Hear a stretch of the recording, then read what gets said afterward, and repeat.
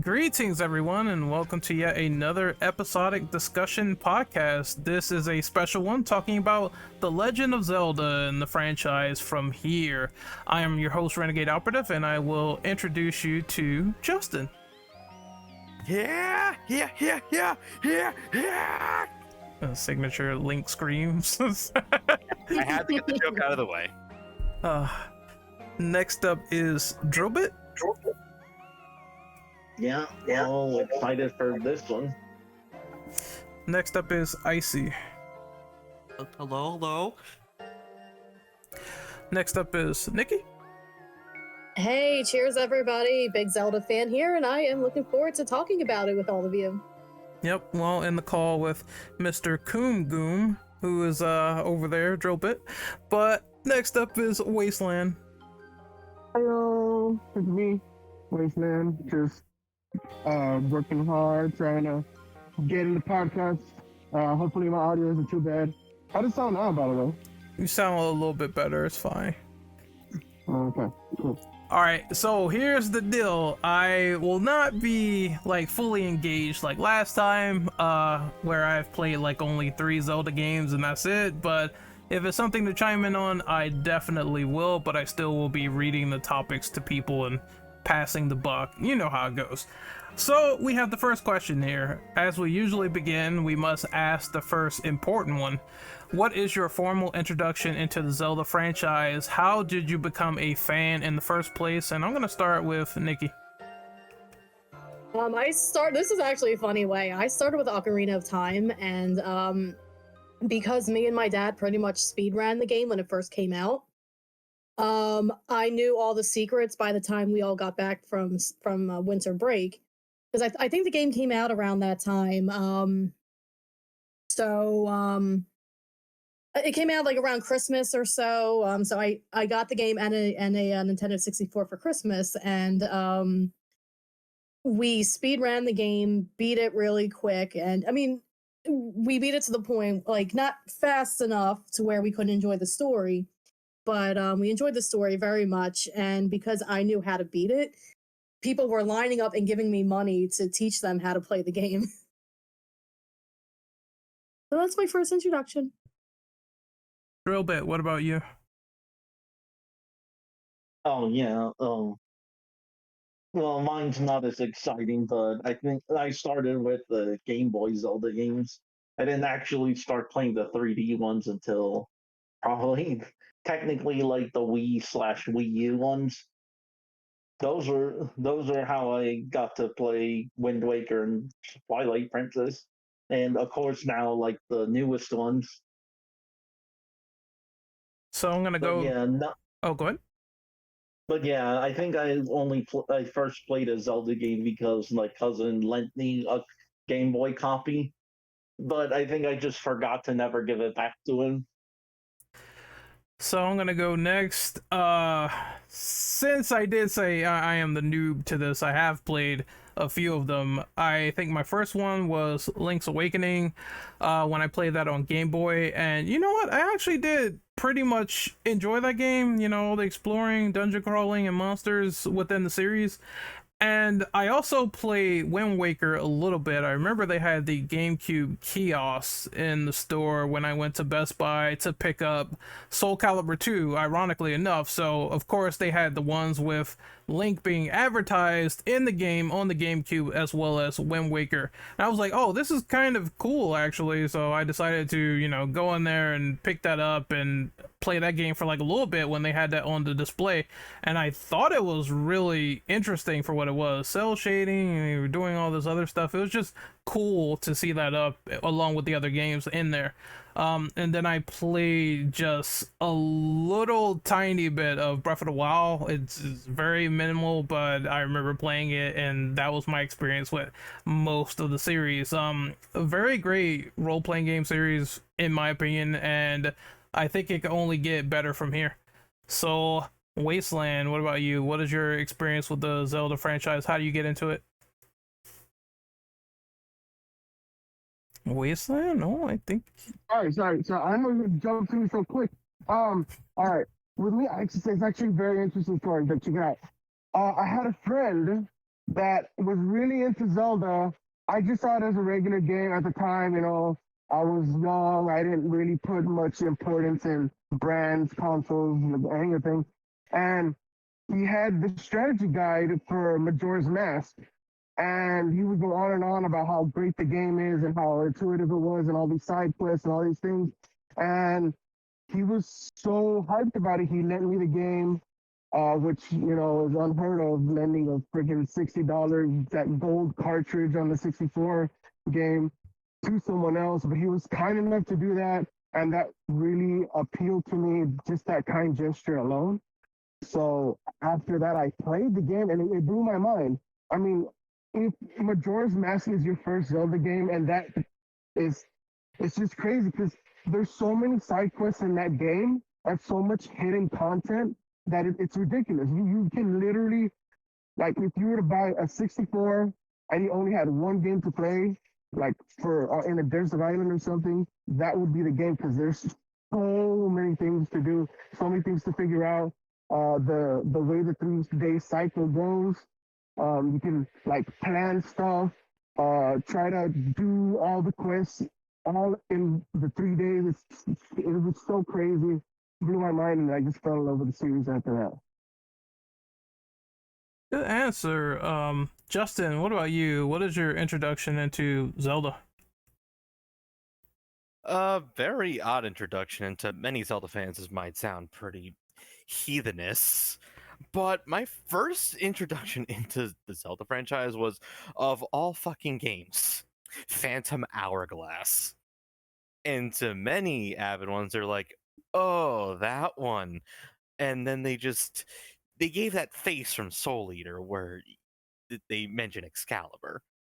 But I just remember, I mean, it was the height of, it was like one of the, like the DS, like what just came out, or was it like a year or two ago? I don't fucking remember the exact year, but I remember seeing the commercials for it. And then one day, I think it was at a Walmart or something, I freaking just see the game right there. It's like, wait, this is the game I saw on the DS. And I really needed games for the damn thing, so I'm like, fuck it, why not? It looks decent enough. And I ended up getting pretty hooked to it. I like, as much as there are things that game did wrong, example of the Ocean King, I still had plenty of my fun with Phantom Hourglass. Hell, one of my friends actually in the neighborhood even owned the game. They even owned the Zelda, like the Golden Zelda DS that came with the game, which I still think he owns to this day, and that was really cool. And I was pretty much the only other person who like knew the game, so we had our fun, like, trading, like, hey, did you get this? Did you get that? And of all things, it's not just the commercials, but I remember like going to this. I don't remember what this outing was for. I think it was like going to a barbecue, and then just like someone had the game there, and they showed me something that I later learned was towards the end of the game, but thankfully my dumbass forgot about it and was still surprised later. And of all games, yeah, Phantom Hourglass is how I became a fan of the Zelda franchise, and I am still stuck down here in the depths of the abyss with the Zonai. Icy, what about you? What is your experience with the Zelda series, and how did you get into it?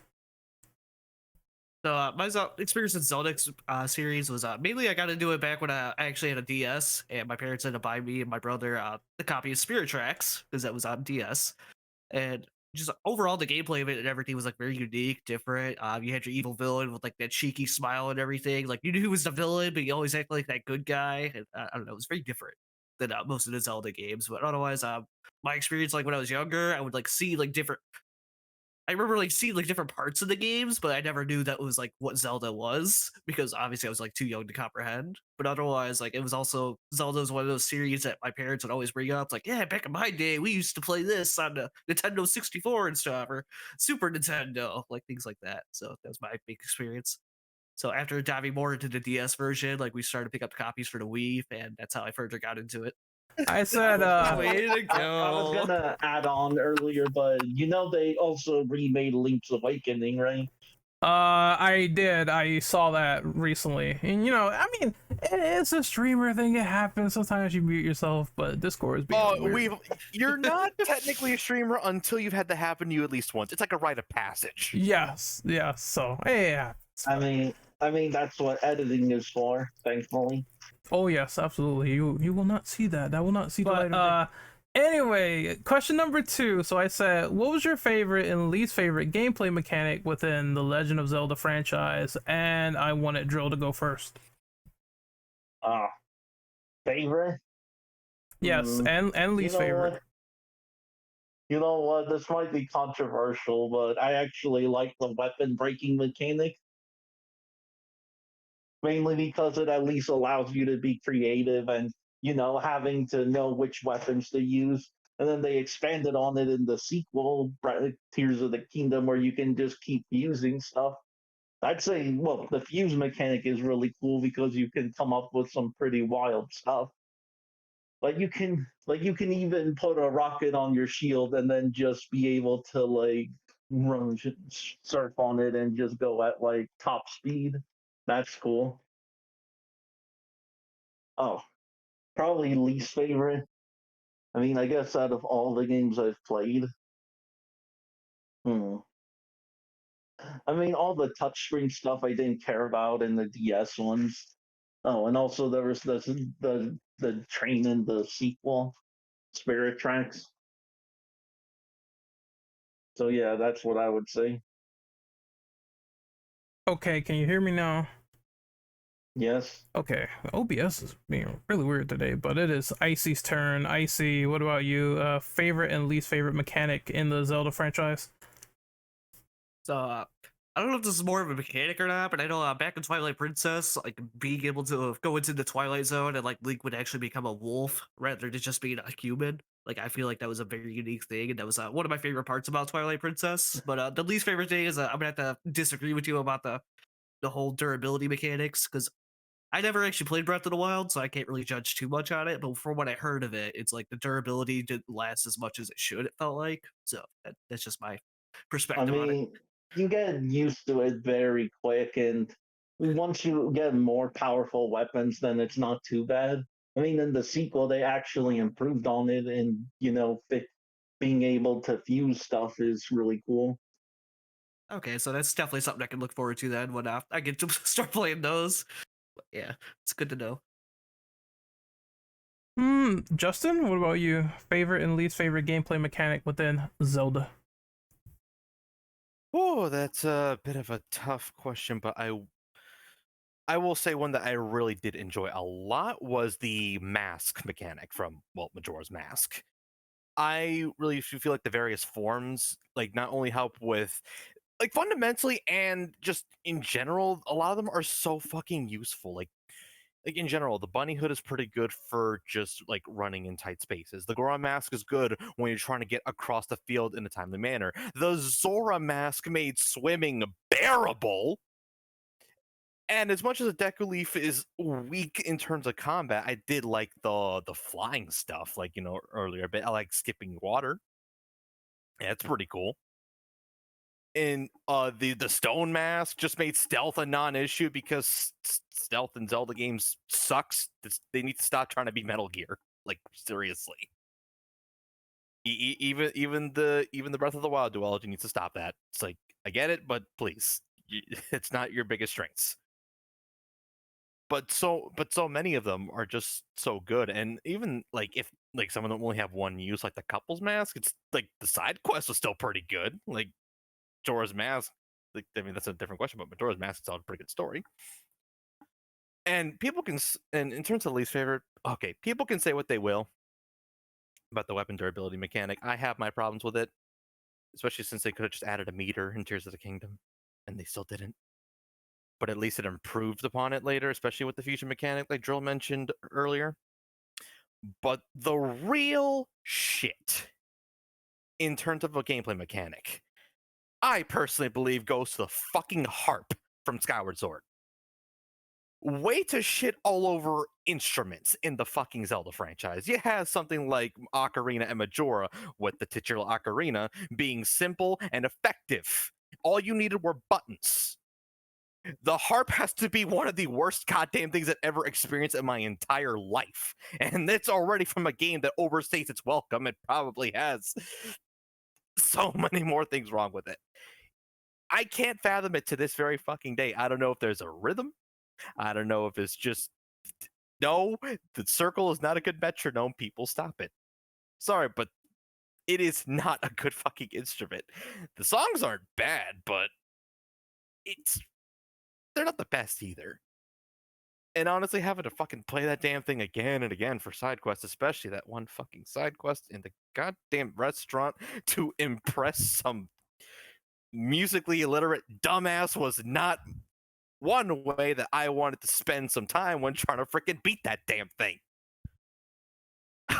Rant over. I could definitely like agree with the harp. I forgot all about that, but oh my god, it was the worst. Hey, lucky that you forgot about the harp. I wish I could forget about it. It's been years since I had to do that. Oh, I have things to say about that fucking game in general, but we'd be here all night. Oh yeah. All right, but let's move on to the WAP. So, Nikki, what is your favorite and least favorite mechanics in the Zelda franchise? Oh yeah, thanks for saying the Whopper. Oh no, you're welcome. So I would say, I guess, can you consider this one a gameplay mechanic? Having Zelda as an assist character, more or less. I mean, yeah, go for it. You talk about Yeah, I mean, like, yeah, having her be more combative later on from the middle of the series on, like starting from Ocarina of Time when she threw that big like Kamehameha blast at Ganon right at the very end. That was cool. And then like having her as Tetra becoming the princess and shooting the light arrows, and then having her on horseback right behind me during the Twilight Princess horse battle. I just think that's really cool to have Zelda as more of a combative, physical combative assist character on my side rather than a helpless princess. And then her becoming Sheik, and unfortunately, I think Sheik was left to be desired more in Ocarina of Time. I would have liked to have seen Sheik be more combative with that whole like outfit and all that, but still I think it's great to have Zelda. Hyrule Warriors, exactly, Smash, all that. I would say my least favorite, and I know this was introduced, earlier, or mentioned earlier, but I honestly didn't like turning to a wolf when I went into the Twilight world. I don't know why, it just something felt really weird about it. I don't know. I don't really know how to describe it as well. It just felt just weird and awkward. Wasteland, how about you? What is your favorite and least favorite mechanics in the Zelda franchise? Hard for this one. Okay, let me just set this. My bad, sorry if that was loud. Okay. When I looked at it closely, because my new favorite Legend of Zelda is, I think it might be Tears of the Kingdom because of how creative you can get in it. But that might be my favorite gameplay mechanic. I honestly don't know how they're able to make all that work on a Switch. Just being able to combine so many little things with it's basically glue. You're just gluing stuff together and it works somehow. It's amazing. It puts so many developers to shame. It puts so many publishers to shame. I love just sitting down, like looking at those dragons and being like, how am I gonna F up this dragon a day? You know what I mean? And like what I do is I just sit down and like I'll make like a minigun with lasers or a super souped up car with torpedoes in the front. Like it's crazy. It's crazy. It's something that I've always thought Link of doing, because they've always had Link be this sort of silent protagonist. Oh, I just gotta go do stuff. But I've always felt that kind of mindset works really well with someone that tinkers, that likes to make things, and just adding that to it and giving that extra little element of making new stuff all the time and all these people having these unique experiences is great. I love that so much. But as for least favorite mechanic, I don't know. It's really tough because the Zelda games have always worked like they were supposed to for their time. But I do remember not liking having to go because I know multiple Zelda games did this, where they just changed the world. Like they did it with Ocarina of Time, which a lot of people would argue is awesome. That you can visit the world in the past and the future, and then you can use the differences between them to help you with your quest. But I feel like it just recycles the map, and I don't know. For me, like I said, they probably just did it because it saved money and time and effort and all that stuff. But like I know they did that with the Oracle of Ages, the Oracle of Seasons. They did that with A Link to the Past, where it's the same world, it's just a dark world. Um, it's really overused, and it's not necessarily a bad mechanic, but the fact that they've used it so much that for me it's stale now. All right. No. Good questions, though. Good questions, answers. So we're gonna move on to number 3, which is obviously all the weapons that you can deal out damage to enemies within the series. So what is your favorite and least favorite weapon within Legend of Zelda? And we will go with Drillbit first.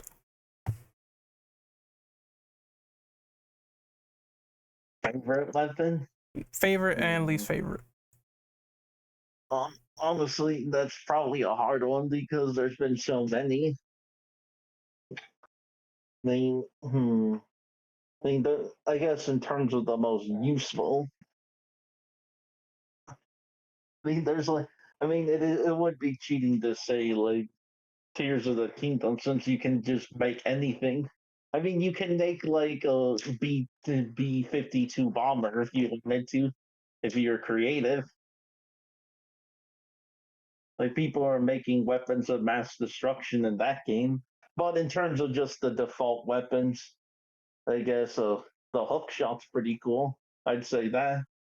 And maybe least favorite. There's a lot of ones that are not very useful. So it's hard to pick one. All right. Are you done with this question? I guess least favorite would be. I'm not just. Actually, I'm drawing a blank on that, so I'll just skip for now. That's fine. I guess we'll move on to the next person, which is Icy. Favorite and least favorite weapon within Zelda. So I think I'm gonna start off with my least favorite. It's more of a least favorite tool or whatever you want to call it. It's like it's one that always it comes back to me. I always remember it, but it's like what that little beetle bug that you have to control like handheld. And like you gotta fly it through different areas to be able to like hit different things to cause like different events to happen, to open like your new way to go or unlock a treasure or something. I don't know. It was always one of my least Well, favorite things to do. Is I felt like it was You just time mean the one consuming. in Skyward Sword? Yeah, that's like the main one I was referring to. Oh yeah, I was never a fan Yeah. of it because, well, I guess depends on your experience with the motion controls. But I was playing Yeah. the HD version and it was a bit finicky. hmm But otherwise, like most favorite weapons, like I don't really have a most favorite. I mean, every sort of tool had like its own use for its own different parts of the game. So otherwise, I guess I'll go basic there and just say the Master Sword in general had to be my favorite because I mean, obviously you kill enemies with it, and it's your most common used weapon throughout the game. Yeah, but what about when it needs to recharge, like in Breath of the Wild or Tears of the Kingdom? So, I haven't played those yet, so I couldn't answer that. I'm sorry. All right. So we will move on to Justin. Justin, what do you think of the favorite weapons, least favorite weapons in Zelda? Damn Discord buttons. Oh, no worry. It happens. Oh, it moved 2 inches to the right. How about I hit the speaker instead? I'm watching you in your furry suits over there in your admin office's Discord. Don't think I don't know. Oh, okay. Well, in terms of favorite, I mean that's always a bit like tough as per usual. But if I could cheat a bit, I'm going to actually say one of my favorites definitely proved to be like I'm just gonna say the Hyrule Warriors version of the Master Sword. That shit could wreck house in that game. Especially if you went under your way and freaking went like Gerard and decided to go for everything. It gets even more freaking powerful. So you can do even more crap to kill stuff in the game. So it's like a never-ending cycle of kill this and kill that. Honestly, a lot of the weapons in that game are pretty fucking good, but that feels like its own discussion.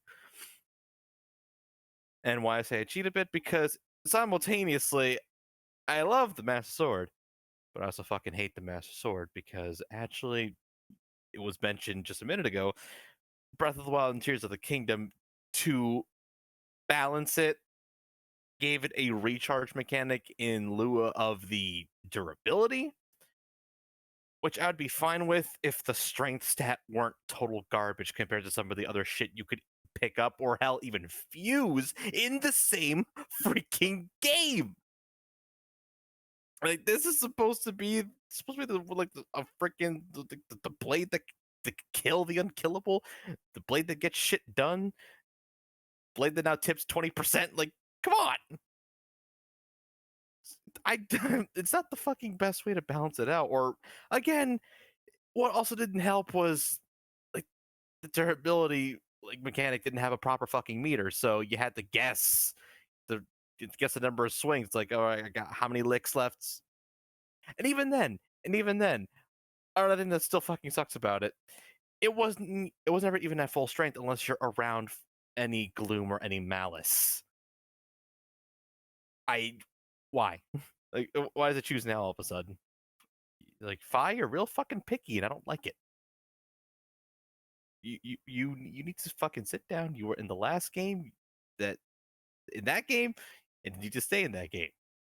Stop making the Master Sword suck.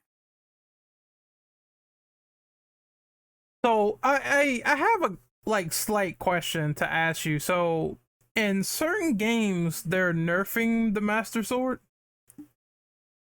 Well, it's strictly Breath of the Wild and Tears of the Kingdom that again they have that recharge mechanic because of the game's general durability mechanic, but you can't just have, at least gameplay wise, considering what happened in Tears of the Kingdom's first fucking trailer that showed off a pretty important event of the game, you can't just have it break. So it needs to recharge. Oh, I see. It has a limit of energy, which before Breath of the Wild, no game had. I mean, I guess it makes sense because... I could understand the balancing mechanic because you can't just have an invincible freaking weapon here the whole time, because then what will be the point of getting all these other weapons? Or Yeah, I mean, what will be the point of the fusion mechanic? They got to make you use other weapons somehow, so they had the problem is compromises. Its strength stat is like not as much as it should be compared to a whole bunch of other weapons. Like, you can literally fuse a weapon with like fucking 80 power if you know what you're looking for. You know exactly what to get. There are weapons that could do so much fucking damage in the final boss fight compared to the Master Sword. That sounds pretty weird if you want my honest opinion, but I'll say kudos to the fusion mechanic, but this is supposed to be like the strongest blade in the entire world here. Can I at least for one moment get that shown here? Just so that way I can feel like getting it was worth it. It just makes me like, I get this image in my head, like Ganon sitting there at the end of the game, he's like, "Ha, your Master Sword can't do nothing to me," and then Link's just like, "Oh yeah, well I got this weird thing I just threw together, and it's somehow way better than my Master Sword. So I'm gonna beat you with this instead." I have this long stick that I attached onto another long stick, and it's like 80 power. So right. That's exact thoughts I get. And Ganon's like, "What?" That kind of makes it a lot more hilarious now that I think about it. Got to see the freaking videos that actually do that for that fucking fight Tears of the Kingdom. You guys are making Tears of the Kingdom sound so unappealing right now. Oh God. I mean, it's still a very good Look, game. Look, Nikki. Here's the thing. That's like one part of like a game that took me like 100+ hours. There's a lot of fucking game. And you just beat the final boss with a stick and a morphed on handgun, and that's it. I'll be straight. I fucking love Tears of the Kingdom. Like, I didn't put 100+ hours into it for nothing. I'll fully recommend it. Like, that's like, for it being the only Nintendo Switch game so far that cost $70, for what you got for that $70, I'm like, I think I technically robbed Nintendo. I'm gonna be straight. I feel like I technically robbed them because that shit sometimes feels like 2 games in one game. I still wonder what kind of programming magic they did to fit all that shit into that fucking cartridge. I'm gonna be straight. Yeah, probably a little bit of voodoo, you know, black magic, some of that stuff that you find down there with the juju and everything. So it sounds interesting, I'm not gonna lie, but I kind of want to get to Wasteland and his answer about favorite weapons, least favorite. If he's alive. No, I'm here. Oh. I'm here. I just gotta, I gotta, when I hear my name get called out, I panic real quick and I shuffle to get my phone and then it falls and then I'll go, oh my God, it fell, and then I gotta pick it up and then I shuffle and press the button and I go, oh no, I don't know how to press buttons. So, okay, you guys ready? You guys ready? Yeah. Okay. Here it is. What are we talking about again? Sorry, I have ADHD, so I'll forget my thoughts real quick. It's favorite weapons and least favorite weapons. Okay. My absolute favorite weapon, mostly because it looks so cool, but because of how you get it and what it does, is the razor sword. So in Majora's Mask, you have the opportunity to get certain materials. I forgot exactly how it's done, because it's been so long. But you get specific materials and they make you a razor sword, and it does so much damage, but it has a short range and it breaks. And I love stuff like that. Like, I think that's what started whoever was the mad scientist that wanted to make Breath of the Wild back in the day and had a small dream of having Link play with different swords instead of just the Master Sword. Because if you guys remember, back in the day, that's all he ever touched was just the Master Sword or the beginning sword, but it would never be anything besides that. So I just really love how it looks. I love the effects. I love all that, but I'm just a big Majora's Mask fan. But the weapon that I hate the most is, I'm actually going to piggyback off Justin on this one. All the weapons in Tears of the Kingdom. Well, I only say Tears of the Kingdom because Breath of the Wild, they're trying something new.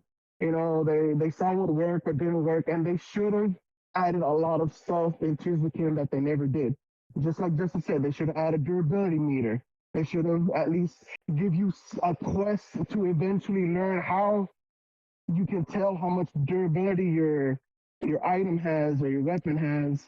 That, along with like specials, like the fact that it tells you what it does when you fuse something, recipes for those fuses, because they give you like a little quick recipe thing when you make food, right? So when I saw that in Breath of the Wild, I was like, oh, this is great. They're gonna make crafting a thing in Zelda.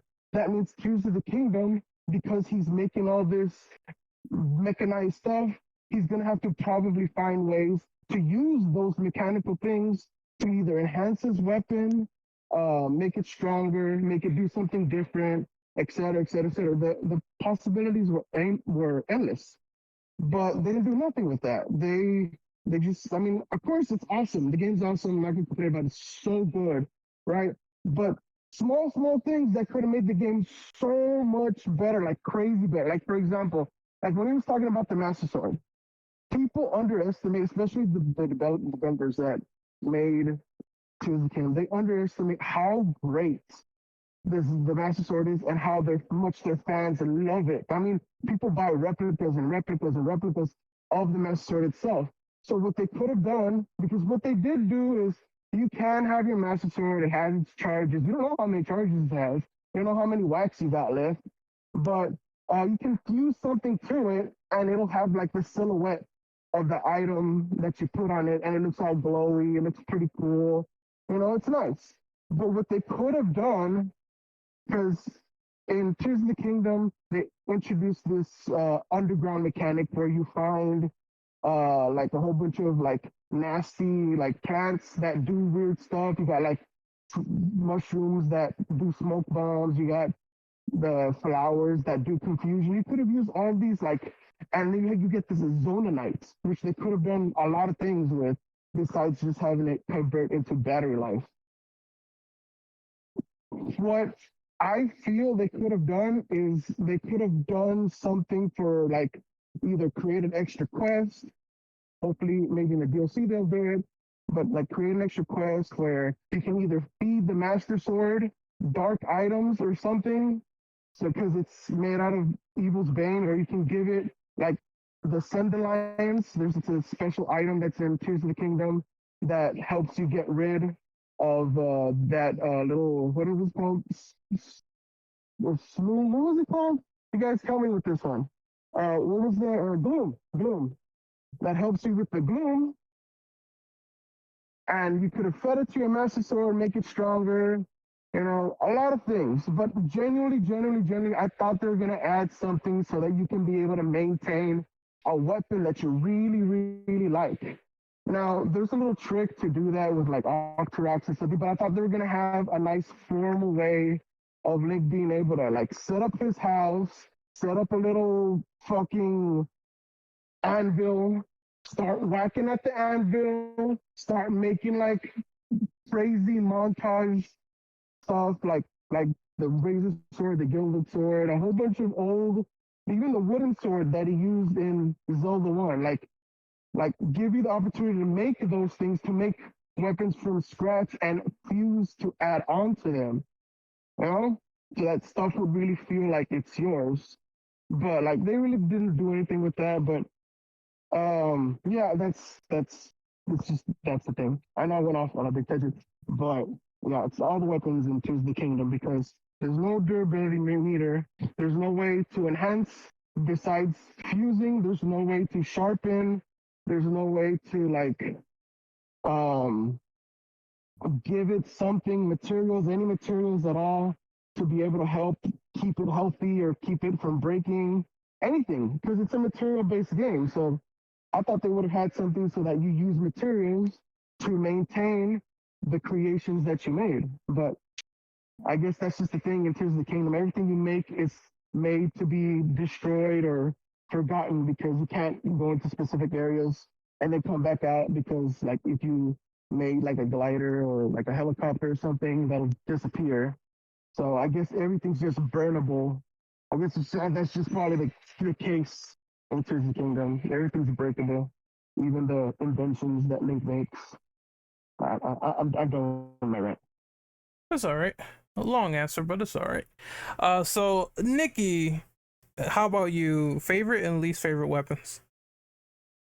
Well, you know, I'm gonna say the most generic answer is the Master Sword for me. I just thought the first time I got it in like A Link to the Past, the first time I got it in Ocarina of Time, it's just, you know, it's epic, it's legendary, you know. And I'm a total sucker for like the legendary type of sword, like the Master Sword, Ragnell from Fire Emblem, you know, things like that. So my answer is going to be quick and simple. The Master Sword. I also really like the light arrows. I think those are pretty cool. And I really like, you know, how effective they are when defeating Ganondorf and whatever else, and Ganon also when he turns into that form. I really like Din's Fire too. I think that was really cool. The way how they introduced that in Ocarina of Time, where you can use it as a weapon and you can also use it to light up any kind of lanterns or anything like that. Makes it a lot excuse me, makes it a lot easier. If you're trying to light up different areas and you don't feel like walking over to them. I would also say the The one weapon I really didn't like was the spinner from Twilight Princess. I don't know. Something about that weapon just didn't. I don't know. My answers are pretty quick and easy, so I'm gonna go with that one. That is also fine. I would Mhm. say, well, design wise, I'd probably go with Master Sword and what it does and everything. It's just cool. I think that's the weapon that he wields in Soul Calibur 2, right? Because Yeah, I think Yeah. so. Yeah. Okay, so you can have like a Soul Edge corrupted version. ooh, okay, that sounds really fucking sick. I like that. Mm-hmm. It's That still wild that we never got a Soul Calibur 2 for Switch with all 3 characters. well, unfortunately, Don't make a guy dream. yeah. It's like Oh god, I would absolutely adore that. That was the Soul Calibur I was like the best at. So if it comes back, you're all doomed. I just looked up a picture of that. Oh, that's a sword. what the sword Yeah, I that remember that. That Soul Edge version of the Master Sword from Soul Calibur 2. I just found a picture. could you post that in a recording discussion so I can take a look at that? I need to see Yeah. this. Okay, let me see that. Okay, The that's glimpse of the awesome. world. That's Hey, yo. awesome, dude. Yo. Yo, get Darkling to wield that. That'd be a fucking epic battle. Oh yeah, that's right. I forgot about the Darkling thing. What game was Oh, that no, introduced like- in? Ocarina. Ocarina of Time. Okay. You know what my I favorite thought it move was in, like Zelda 2. Oh, that's way back Honestly, in I the thought so day. too. Just like, oh man, that makes me feel old, dude. But yeah. But yeah, for some reason they made Link's rival Raphael, I guess, because he just doesn't like him. Cause like, hey man, there's another blonde guy. You gotta get out of town, Pilgrim. That's probably it. Yeah, it's like it's just as simple as that. My favorite move in Soul Calibur 2 for Link was when he would jump on you and spank you with the sword. That was my Oh. favorite. Why do you remind me of that? I forgot that he does that. He actually spanks the I opponent. love that. The- Yeah. You love spanking your opponents. I got it. All right. So let me just move on to question number 4. So Wait, who said spanking? no, I said no. You're talking about. We're gonna move swiftly along to question number 4. So, what are your thoughts on the concept that Link is a mute character, and what do you think of his evolution over the years? So I'm gonna start off with Drillbit. I mean, I think it's fine. That's what they intended him to be, kind of, seeing people to see him as the player. Of course, and then with Tears of the Kingdom, I think they changed. Well, with Breath of the Wild and Tears of the Kingdom, you can't just use your own name anymore. They always call him Link since it has voice acting now. But he's still seen as mute, and I guess you're supposed to assume that he can just talk normally because whenever he responds, people just don't. People just think that he's having a normal conversation. And of course, I think they also said that they made him androgynous on purpose just to appeal to men and women. I guess so both genders could see themselves in him. So I thought that was interesting. Honestly, I don't think Link's changed too much, albeit it is cool when they go into the drastic differences like with Wind Waker. But yeah, that's what I gotta say.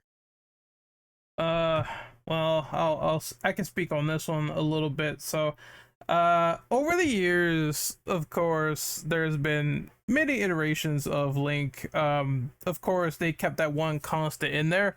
Now, I'm not the biggest fan of the mute character scenario or premise or whatever, but I understand it's respectable here. Of course, if I want to get characters that talk and stuff like that, is always Mario or Samus. I can go to those characters no problem. So that is cool that they managed to maintain consistency, because a lot of developers just don't tend to do that over spanning amounts of transmedia.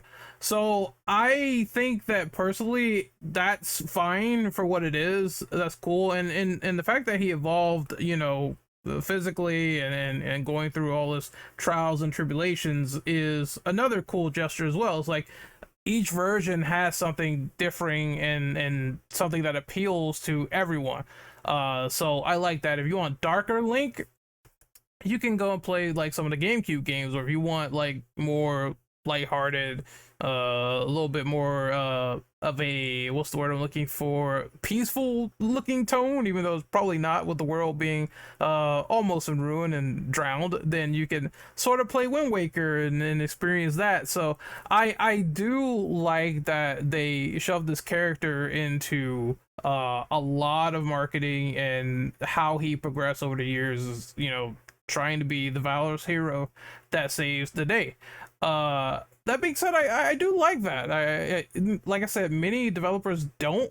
They just change a lot of things to where a character becomes almost unrecognizable, and it's a little bit jarring in a sense. But Nintendo kind of stayed the course, so you got to give credit where credit is due. Next up is Icy. What do you think about Link's progression and him being a mute character?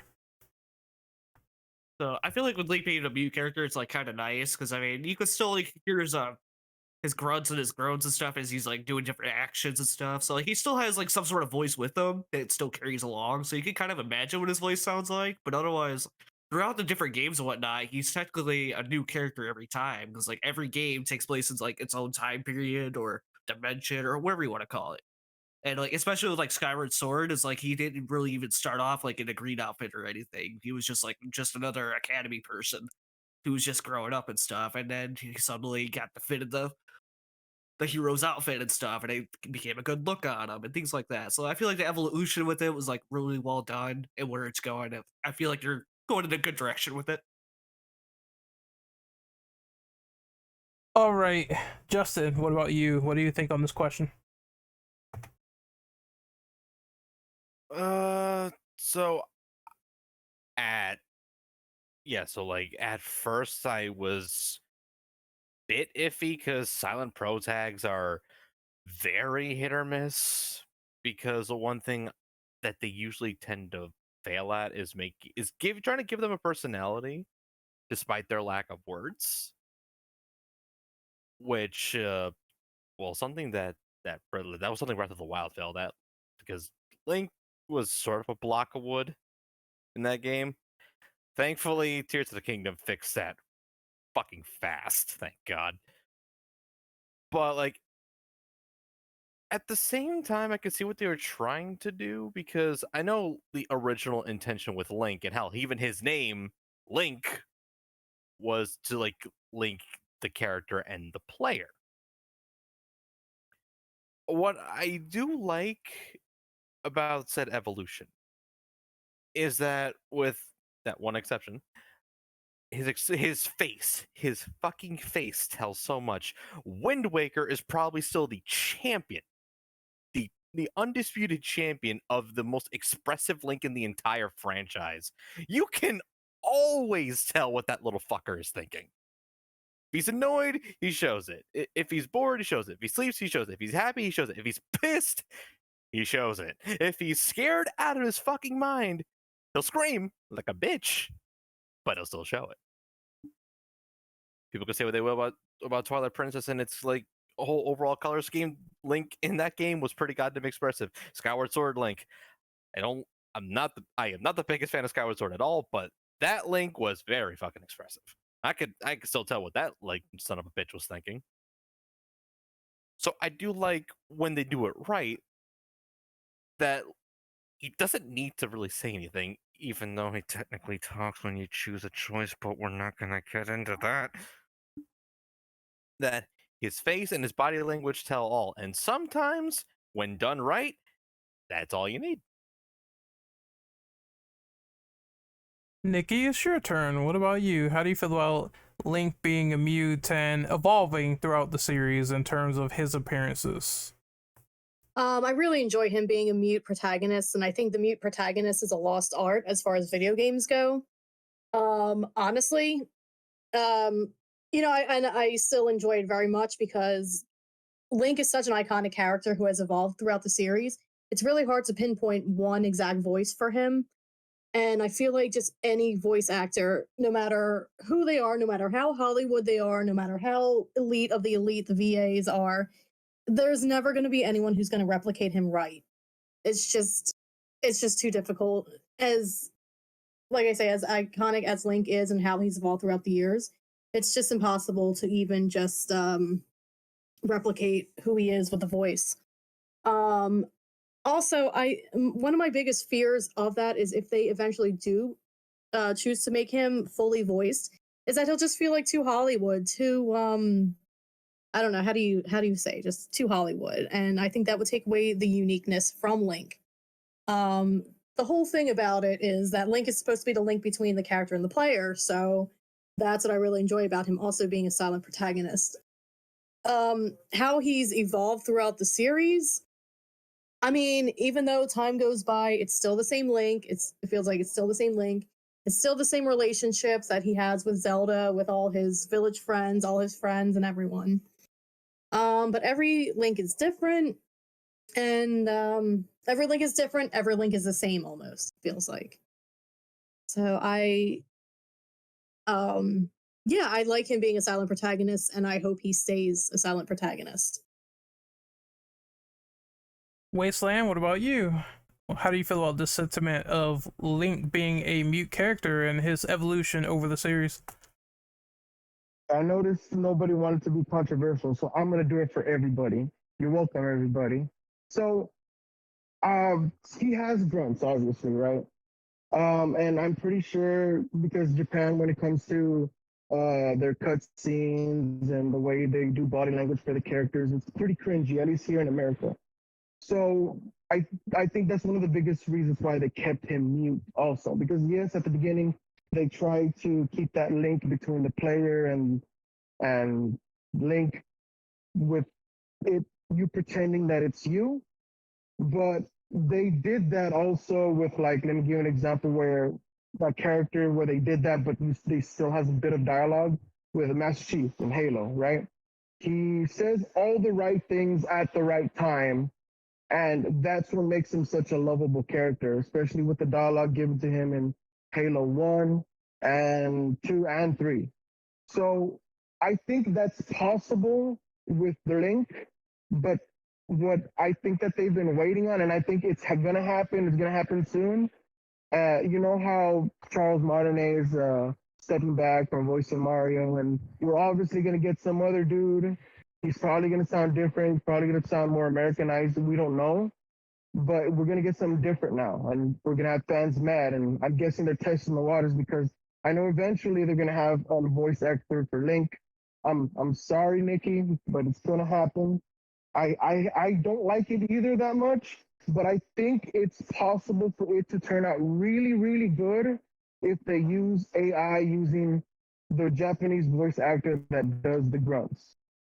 So I don't know if you guys know how advanced AI has gotten, at least now when it comes to voices and the cadence in certain lines and certain dialogue. But the biggest example of it is a movie that recently came out. What is it called? I don't know. It's two girls that went up a cell tower and they can't get back down. But they use AI to not only warp the mouth, but to change the dialogue too. So her face looks like she's saying fucking in the uncensored version. And in the censored version, she says freaking with every time she says the F bomb, obviously. So I think if done right, especially with AI, and done with good cadence in the way they speak, you know, vis-a-vis like the way Master Chief, uh, his lines go real well, and they're very few and far in between. But I think that alone could make a compelling Link, because I know for sure it's gonna happen. It's unstoppable because money. They will eventually make a Legend of Zelda show. But yeah, I believe if done right and done with AI, we could have a decent link that says very few but very cool lines, you know, like Master Chief, like give me a weapon, you know, or the Covenant's coming, you know what I mean? But yeah, that's my answer. Okay, so I wanted to kind of add on to things a little bit.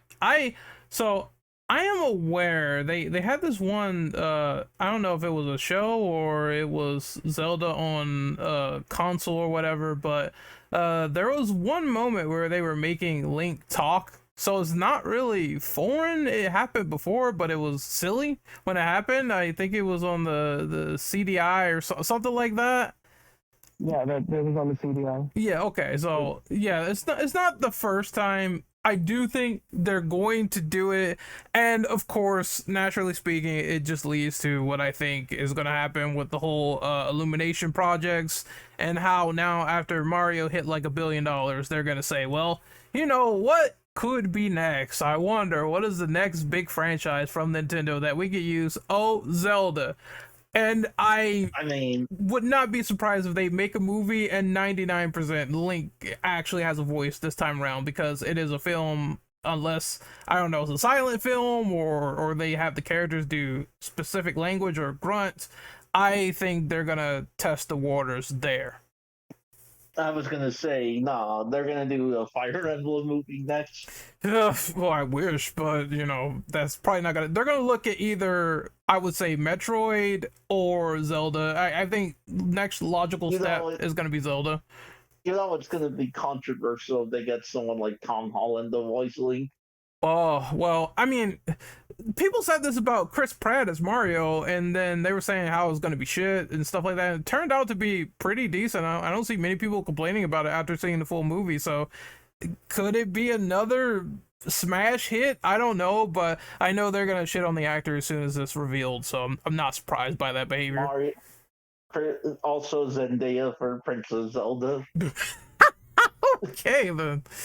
We already had enough of Tom Holland taking back shots, so we don't need that for Zendaya as well. Oh, I'm kidding. God damn. I'm kidding. I'm kidding. Bro's got no chill. I'm sorry. Why do I always walk in at the right time? The right time, you say? It would be the wrong time. Hey, yo. You guys are terrible. Ren just went boom. Of course, I'm can say saying you how blew his terrible you back guys out. are, and I'm the walk here. Blew his back out. But we can what does everyone else think about this speculated voice? If Link gets one, would you be okay with it or no? No. Okay, I would honestly have to hear the performance first. Okay. Just would like, say, like, like what happened with Chris Pratt and Mario. Okay. Yeah, I was Either gonna hear the say, voice first, I know or it's- like if it's a one or done thing. I would say one or done. If it's one or done in this situation, because the games it might not migrate over, but one or done situation. Right. I could care less if it's Matt Mercer or Kaji Tang. I don't want a Link with a voice. Matt Mercer in the Zelda series has already taken a role. Oh yeah, isn't he Ganon? Oh, Yeah. that's right. He is Ganon. Yeah. So Okay, that I can deal with. Maybe. Does he sound like himself all the time? Because every voice is the same. well, see, You know it's Matt Mercer, but his performance is fucking amazing. Well, of course, yeah. I would imagine his Leon and Ganon voice is a little bit different, but Yeah, because his Fei Long and Striker were the same exact person. yeah. So, but then again, I can kind of say that a little bit for Troy Baker as well in some voices, but I Yeah. digress. But I digress. well, this Cut. I was gonna say, well, this might get a little controversial, so we should move on. Oh, yeah, it's fine. I just wanted to sort of read the floor and see what people sort of had to say, but it's cool. I respect those opinions. So let's move on to question number 5. Let's talk about Zelda dungeons. They all had differing factors to them over the years as time went on. What are some of the things that make a great Zelda dungeon, in your opinion? List the necessary requirements. I'm gonna go first with Icy.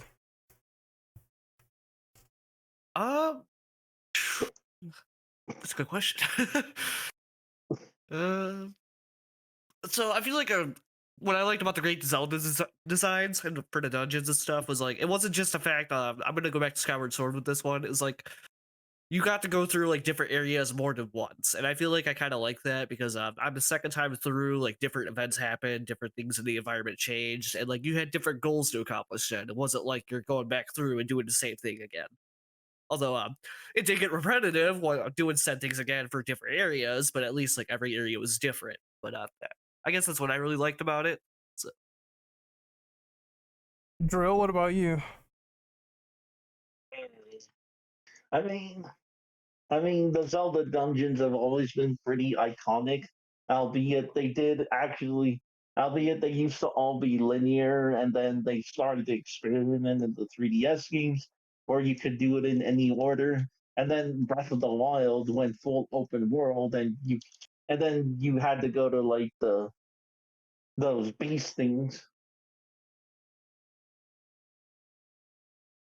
in any order. And then they actually brought back the real dungeons and Tears of the Kingdom, so I was happy about that.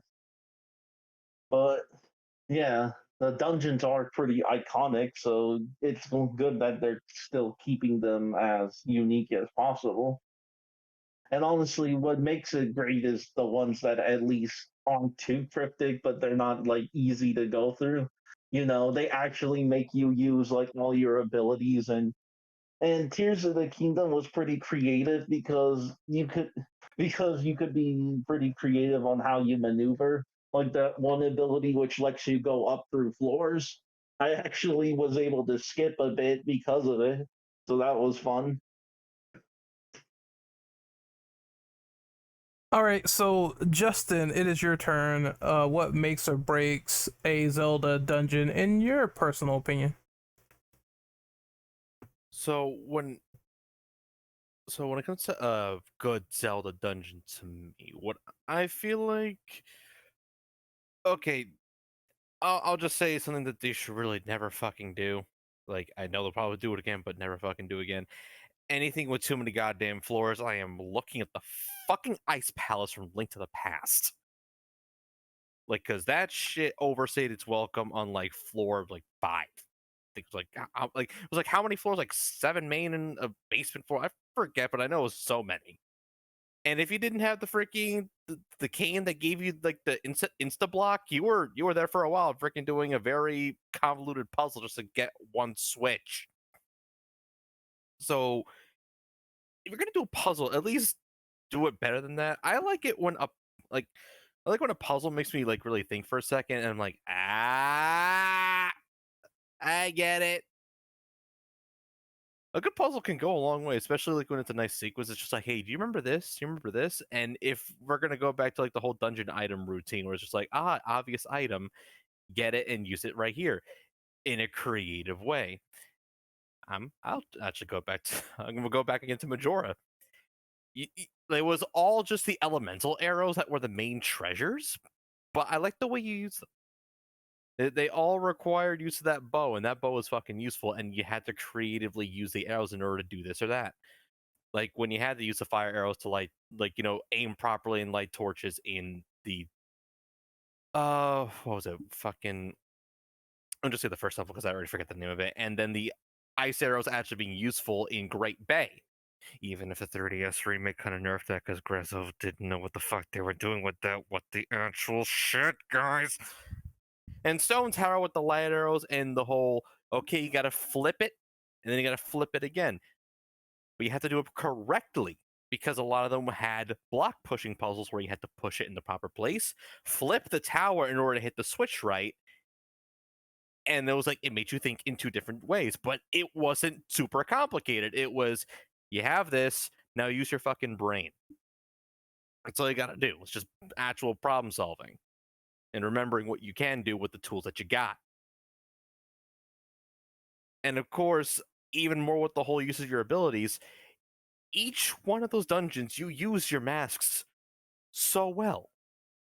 You sure you have like the basic 3, like with the Deku mask, the Gora mask, the Zora mask, it's all obvious, but Stone Tower makes you use them all in such nicely unique ways that even if it is, it's not too lengthy. It's only really too lengthy if you try and go after all the great fairies, but it's a completely optional thing to do.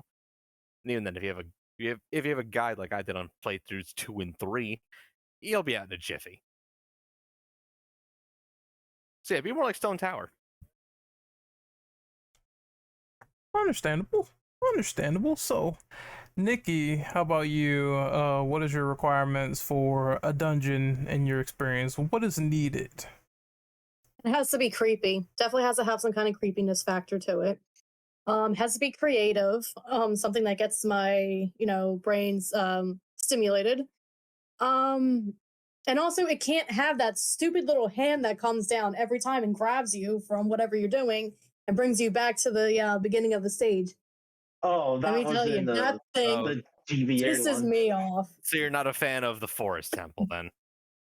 I actually am I was gonna say, I really am a big fan of the Forest Temple. That might actually be good. my favorite temple in the entire game. Just because it's so creepy, it's so beautiful. It reminds me of like the buildings that we have in Fairmount Park in Philly. I really think that the Forest Temple is absolutely beautiful. And it's so creepy too. I think So that it's probably it was a random thought, but what if they made a Zelda game where it's actually in the real world and takes place in like a city like Philly? oh god, nobody would be safe if there was a Zelda game in Philly. I would go looking for Link. He's one of my favorite video game characters, so I'm gonna go looking for him and Look, join him in his adventure. But someone's it takes place in Silent Hill. someone's getting shot. There will be no swords, just guns. That's Zelda in Chicago. That's Zelda in North Philadelphia. But bring that shit over to Kensington, and we got a whole nother game now. Now we got But ourselves a yeah. Resident Evil crossover if we go over to Kensington. But yeah, Link when he fights a bunch of like gang members and then he just throws a bomb arrow at them. Oh, everyone's getting blown up. Then if that's the case. Yeah, right. And I'm the sorry, crime, Link is a legendary hero, but he is not gonna do anything up against mobsters. the crime rate in Detroit about to drop down to 0 in like 20 minutes. But I would say, yeah, the Forest Temple is probably my favorite. I'm sorry. I'm trying to think of other ones that I really like. The Spirit Temple in Ocarina of Time, also, I think that was Oh, really, that really feels cool. good. Very creative. I love the music in it. I loved all the orange color with it. The Gerudo women were cool too. Like Gerudo, I believe it's pronounced. Gerudo. Yeah. Gerudo. Thank you. Yeah, I thought that was a really cool addition to the series. And just the temple was just really, really cool. So- And if we're talking least favorites, the water temple. Nobody likes a water temple. I can't believe I forgot to mention that you say that out loud. Because yeah, you want to talk about a dungeon that especially lasts a bit, like because of dumb reasons. There you go. There's the water temple. Even if the 3DS remake did slightly fix it, Mm-hmm. and even then, it was mainly because of adding colors and making the iron boots not a pain in the ass to put on. Also, I guess we can move to Wasteland. So, Wasteland, what is required in your personal opinion for a good dungeon in the Zelda games? I mean, I agree with Nikki. I remember those early Zelda temples and how eerie they were, and I remember like the gold sculptures and Majora's Mask and the people that would turn into them, and just a whole bunch of unanswered questions. Like they don't really have that anymore with like Breath of the Wild or Tears of the Kingdom. They don't have any creepiness, like just questions and questions and questions that you just want to ask. That makes you really, really interested in the lore. It's pretty like on the nose, and if you want to learn more, just look at the notes and notebooks that people leave behind. Like I really miss creepy dungeons where you're like, oh, what happened here? Why does this dungeon exist? And like for a Zelda dungeon, at least for a classic one, it would have that weird eerie feeling, like you're afraid of going to the next dungeon. I remember that. I remember that very like well. That every dungeon I went to, I dreaded it. I was like, no, I don't want to go. It's weird. It's a lot of stuff. I that I think is the appeal of like true Zelda dungeons. But as for these new ones, what I really like about them is like, especially with Breath of the Wild, because you didn't have that many abilities, so you had to be really creative with when you had to go from point A to point B. And I really like those. Like a lot of the dungeons in the earlier games were really creative too. But like I think it was who said was it Icy Bones instead of that? It's you just get an item like when you get the slingshot. It's like, oh, I wonder what this eyeball is for. Well, maybe I'll hit with my slingshot. Oh, look, there's something that I can't reach over there. Oh, I'll just use my slingshot. Like you want you want an item if they give you, because that's one thing about Zelda too. They love giving you items. So if you're gonna have an item or an ability or an item that has an ability, have it be able to do multiple things so that the person really has to scratch their head on how they can pass it. And the shrines give you a really good taste. Not a satisfying taste. It's like a little Hershey's kiss. It's not really a dessert. It's just a tiny taste of those old fashioned dungeons that you really had to think to be able to pass them. And that for me is what a good Zelda dungeon is. All right, awesome. So we're gonna move on to the next one, which is number 6. So, did you play the Wind Waker series? And if so, what do you think of those games and the cel shaded art style at the time? Drillbell, I want you to go first. Yeah, well, I didn't play Wind Waker when it came out, when they released it on Wii U.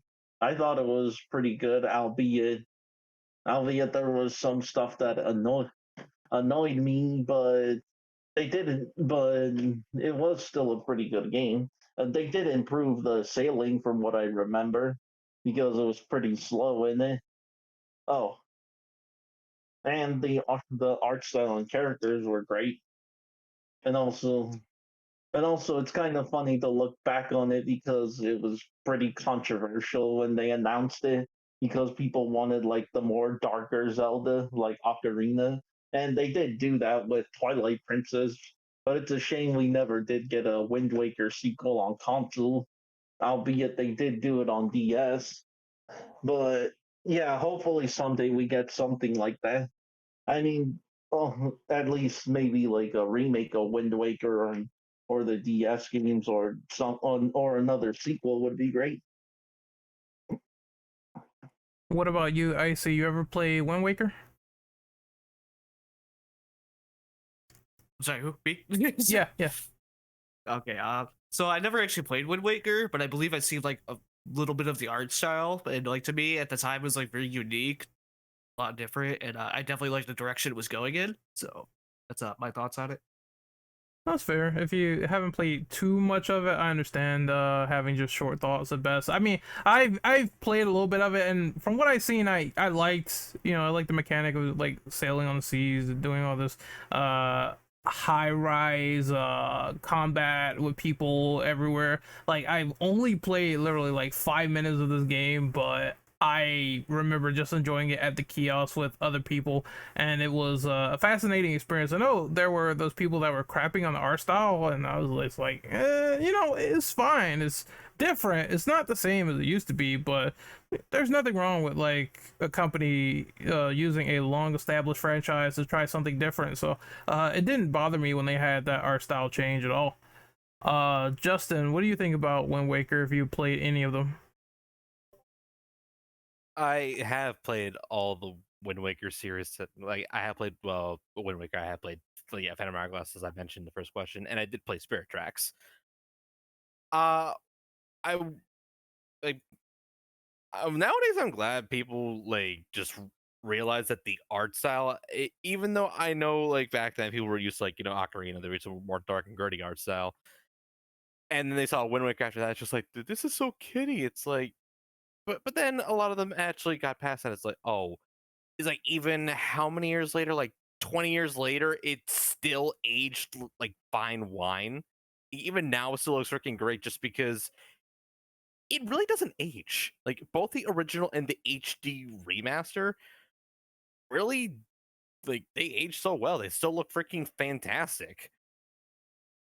And I once again reiterate the Link in that game is so freaking expressive. I love that iteration. He's such a goddamn goofball. He's just a kid that didn't really want any of this, but he's like, fuck it, I'm gonna do it anyway. I'm gonna cite the cutscene where you'll put in the last goddess pearl, and then he gets freaking just yeeted as the Tower of Gods is spawning. Y'all know the one. And even though I will say fuck that Tingle quest in the original version, but thank God HD fixed that by making it so much shorter.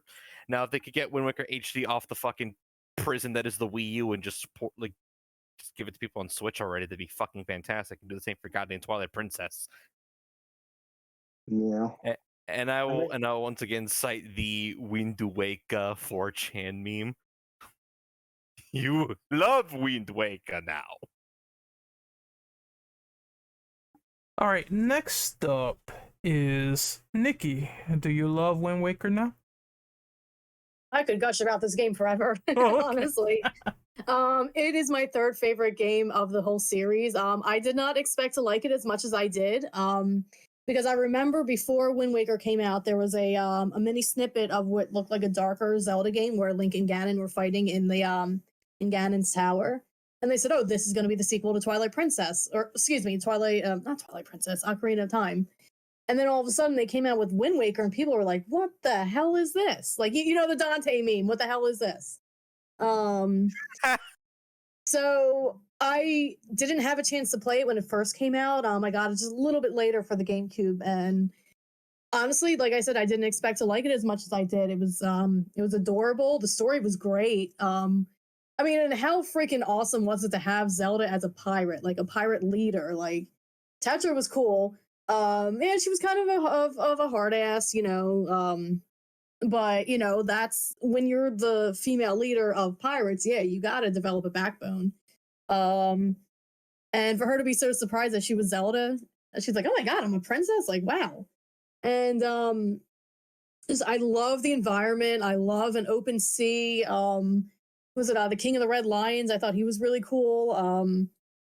I did think it kind of trailed off at the end a little bit with the Triforce quest. I thought that was just a little too tedious, but I love this game so much. Like, it even had like one of the most darkest Ganondorf and like ending scenes, like defeated scenes. I'm like, you put a sword right through his face, and like, it was just the game's so freaking cool. Like, and it really did age really well. I thought the cell shaded was really cool. Very, very unique for its time. Sorry, I'm watching the baseball game in the background and I'm like screaming right now at the left fielder. Sorry, totally off topic. But yeah, and I thought it was really cool, a really cool callback to Ocarina of Time, like the underwater kingdom when you go downstairs to where the Master Sword is, and you get to see the what was it, the glass what do they call those things? Glass windows, stained glass of all the sages, and have the sages. I believe they were their descendants who was on each island. So I thought that was a really cool callback to Ocarina. The game is still like, if I had a way to play it now, I would definitely play it. I do have a GameCube. Like, I would love to play it on Switch one time, but I just don't have the means to do it right now. I mean, maybe someday it'll get re-released. Again, it's fucking better. Like that. Mhm. Twilight Princess Yeah, Yeah, really- definitely, because I am itching to play this game again. Yeah, that and Like, Twilight Princess either HD. they'll do an HD version or maybe remake it. Like honestly, talking about it makes you want to like whip out my GameCube and throw it on because I actually have it on GameCube. So Also, isn't it crazy how technically that Flip it game out. was rushed? Like, Wind Waker was technically rushed out because they couldn't even finish like the fucking dungeon that would have gotten you the third goddess pearl, and like a lot of other stuff was cut, which is why the fucking Triforce quest happened in the first place. But people still love this game to fucking death. It just shows that like that even if somehow you gotta cut some shit, like if you put a lot of passion and love, it can come out really fucking well.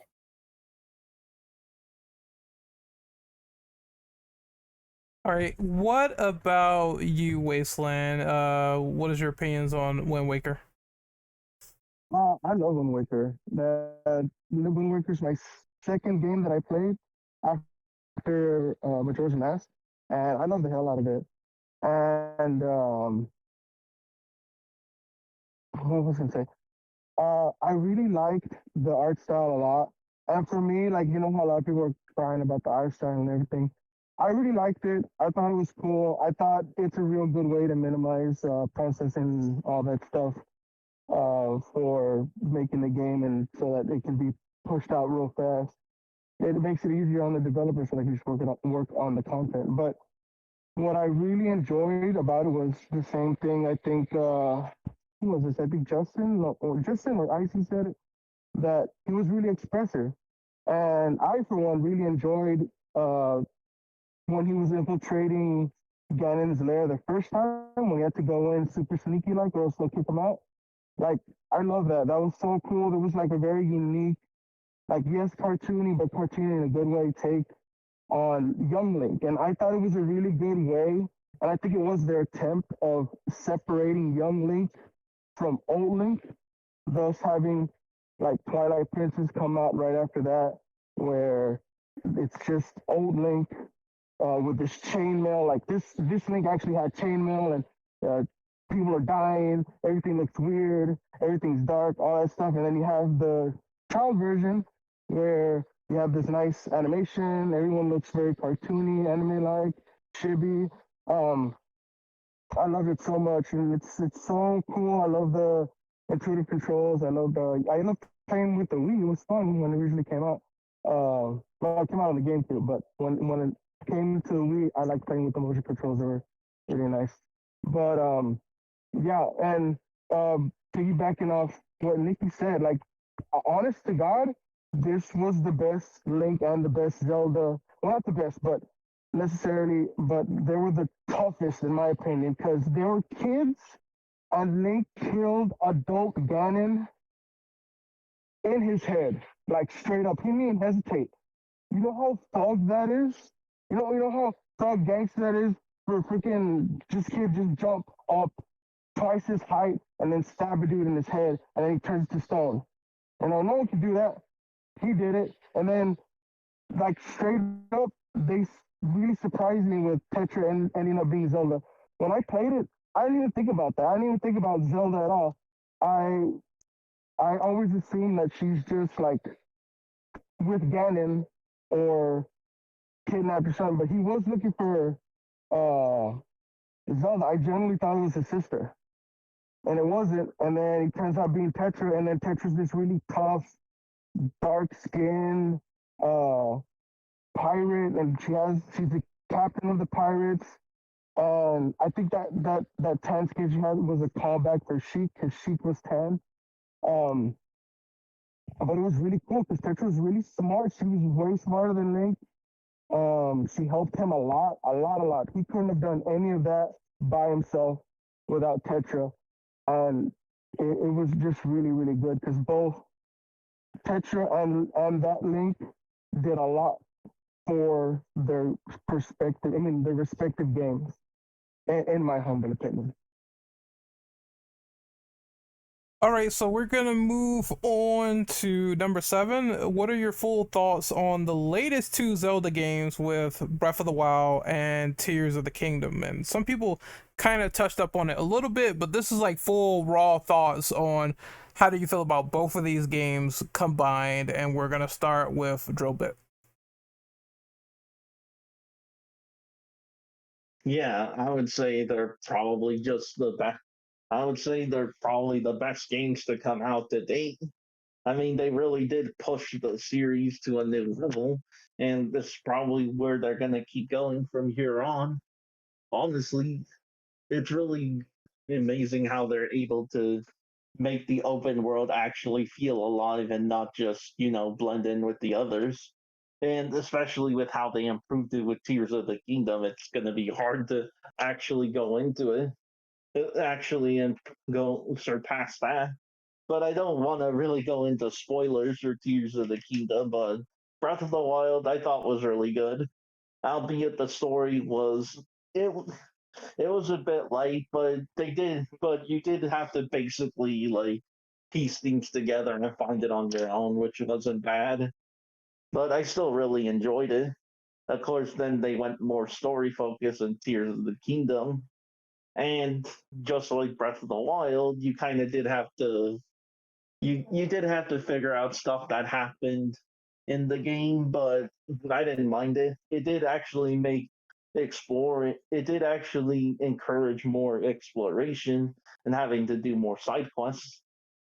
Oh, and now there's basically like three whole worlds in the game with the Sky Islands, then the depths, and then Hyrule itself, and how it changed from Breath of the Wild. But yeah, honestly, I still think they're really good Zelda games. Probably my favorite ones. Uh, But I am still looking forward to what the next one's going to entail. If they're just going to continue from the whole Breath of the Wild timeline, or if it's just going to start fresh again. But we'll wait and see. I see. What about you? Have you played any of these games? I haven't played either of the new ones, but based on my thoughts and like what I've heard about them, like they don't seem like terrible games. They seem like they're really good for what they come with. There's like some minor flaws that maybe not everybody agrees with, but it's something that I can still get behind, and I'd still give it a playthrough once or twice and see my thoughts on it. Okay. Justin, what about you? Oh, Breath of the Wild and Tears of the Kingdom, games I have spent about the amount the same time as a fucking Persona title on, honestly, because of how goddamn big they are. If this is going to be like their new formula going forward, I'm more than fine with it. I did really like what I played through both experiences, especially with how Tears of the Kingdom took the exploration, took the world. It improved on that. It made it bigger, like literally 3 times the size. Again, where I still feel like all that for $70 price tag is fucking insane.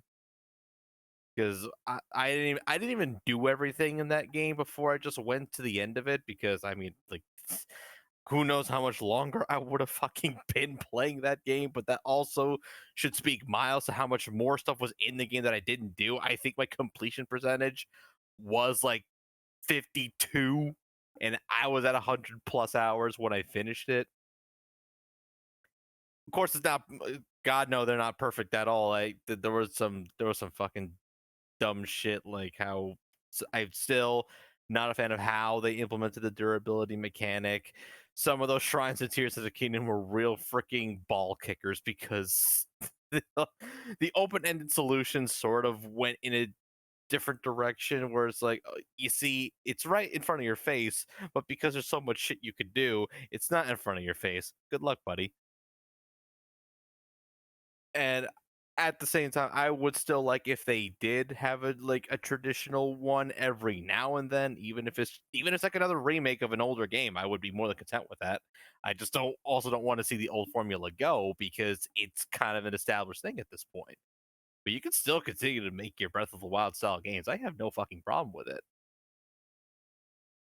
It's when they're gonna get to that fucking DLC though is a better question. It's been a couple of months, and I'm honestly shocked they haven't announced any. But I digress.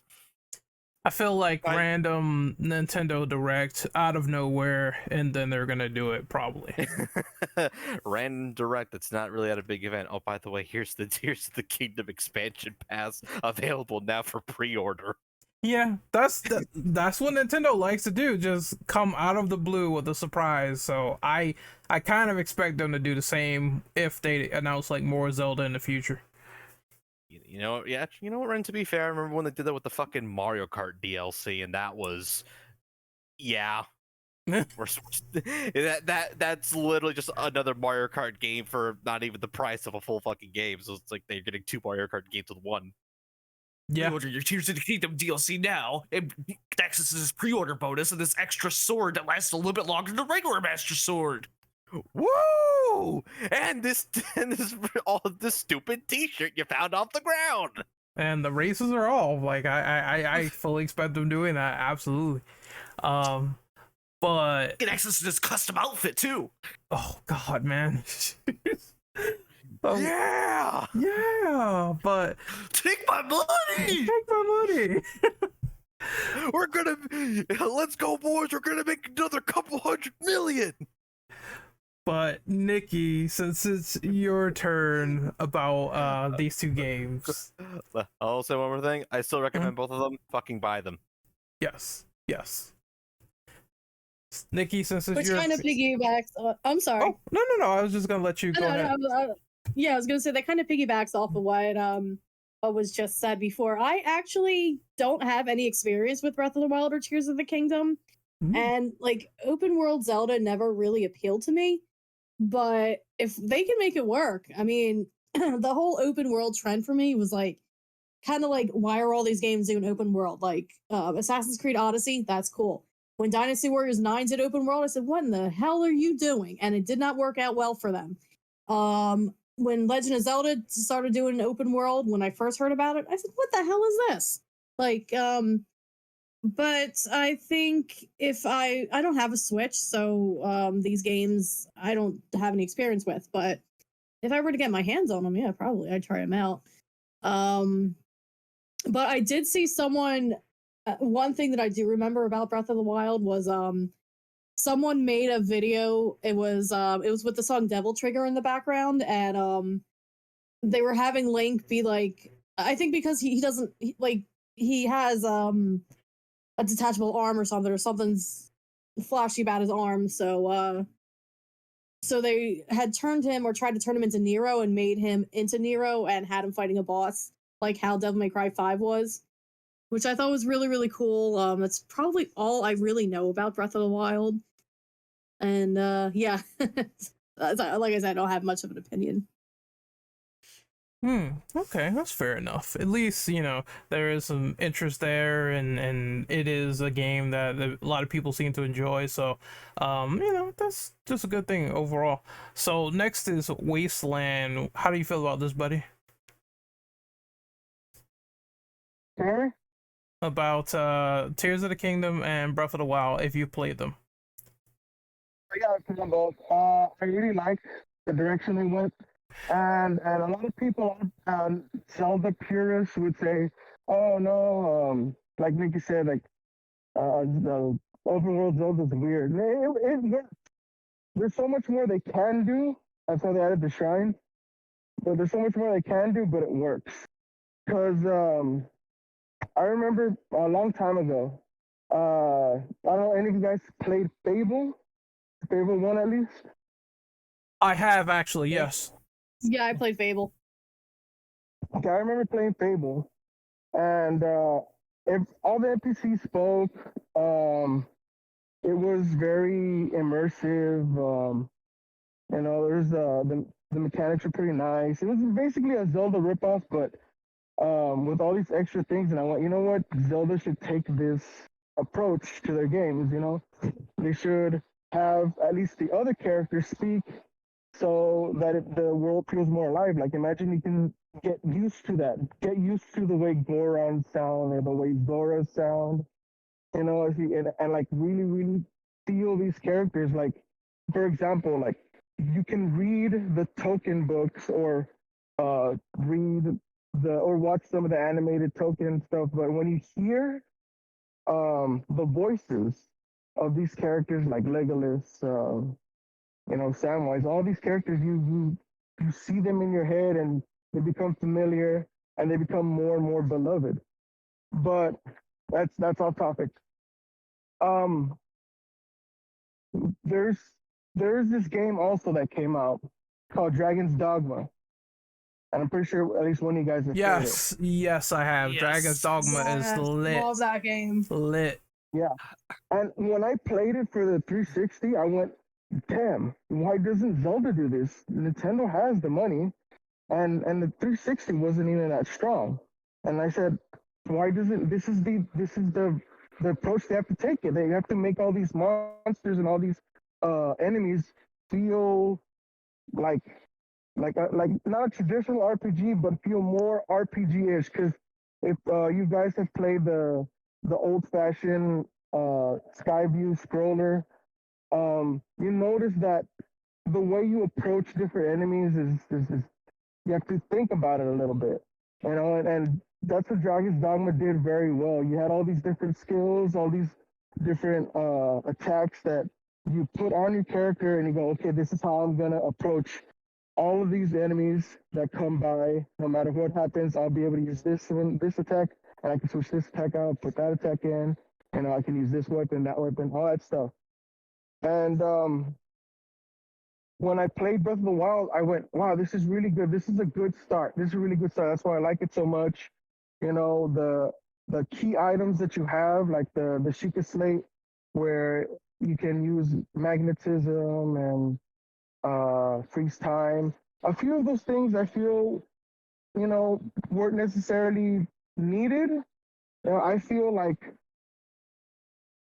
he should have had more, like his items that do things should be more like relics that you go look for, try to get because you need them in some sort of fashion, or at least they're very helpful. But I feel Breath of the Wild had a really good balance of difficulty because you really couldn't do much. Um, if you guys play the DLC and you guys play hard mode, I fell in love with that hard mode. Every enemy is so hard. Like that should be the Zelda experience. Like I feel like if they were to, I know Nintendo likes making games where it's like, oh, you know, kids want to play, let them play. But I feel like because their fans are so old, they should always split their experience in half. Have the easy mode where it's so the kids can play, have fun, and then the true mode, which is a hard dungeon or a hard enemy, something you have to try. All of us know with the older games of Zelda, when it comes to bosses or even some basic enemies, we would have to do a couple of retries, you know, because they get the jump on us or we would have low health, we'd be panicking, you know, and then just get the jump on us or kill us. Like you would die a lot in those games, but like in Breath of the Wild, I didn't feel myself dying like much at all, especially on the regular mode. In the hard mode, I was dying like crazy, and that's why I think I prefer Breath of the Wild because of that hard mode. So Nikki, if you ever do get a Switch, get it, buy the DLC, play on hard mode right away. That is the best feeling. Like I envy all the people that got Breath of the Wild late so that they can be able to play that on hard mode because that is so fun because you think so hard about every decision you make because all of these enemies are so tough. Not only are they tough, but their health regenerates if you don't touch them for a while. Like if you whack them, you go, okay, I'm gonna go back, heal up, and then I'm gonna approach it again. No, they'll start healing, and it's scary the whole time, and I just love that. And for Tears of the Kingdom, I feel like some of the abilities they gave you were unnecessary. I think they should have, like, if they were gonna have the whole inventing stuff and making stuff the gimmick, they should have left that be the only gimmick, and have there be more parts rather than have these really odd powers that they give them that, in my opinion, are broken. You know, going what you call it, like going to like to any dungeon or anything, and you have like these powers, like oh, you can go up platforms, you can reverse time. That reverse time one alone is so breakable. Like you can literally use that one power for almost every single dungeon. You know, and it doesn't give you a good amount of difficulty. It's too easy. That's why I really like those random dragons that they added, but they're not part of the story. And I feel like a challenge should be essential in any Zelda game. But yeah, love them both, recommend them both.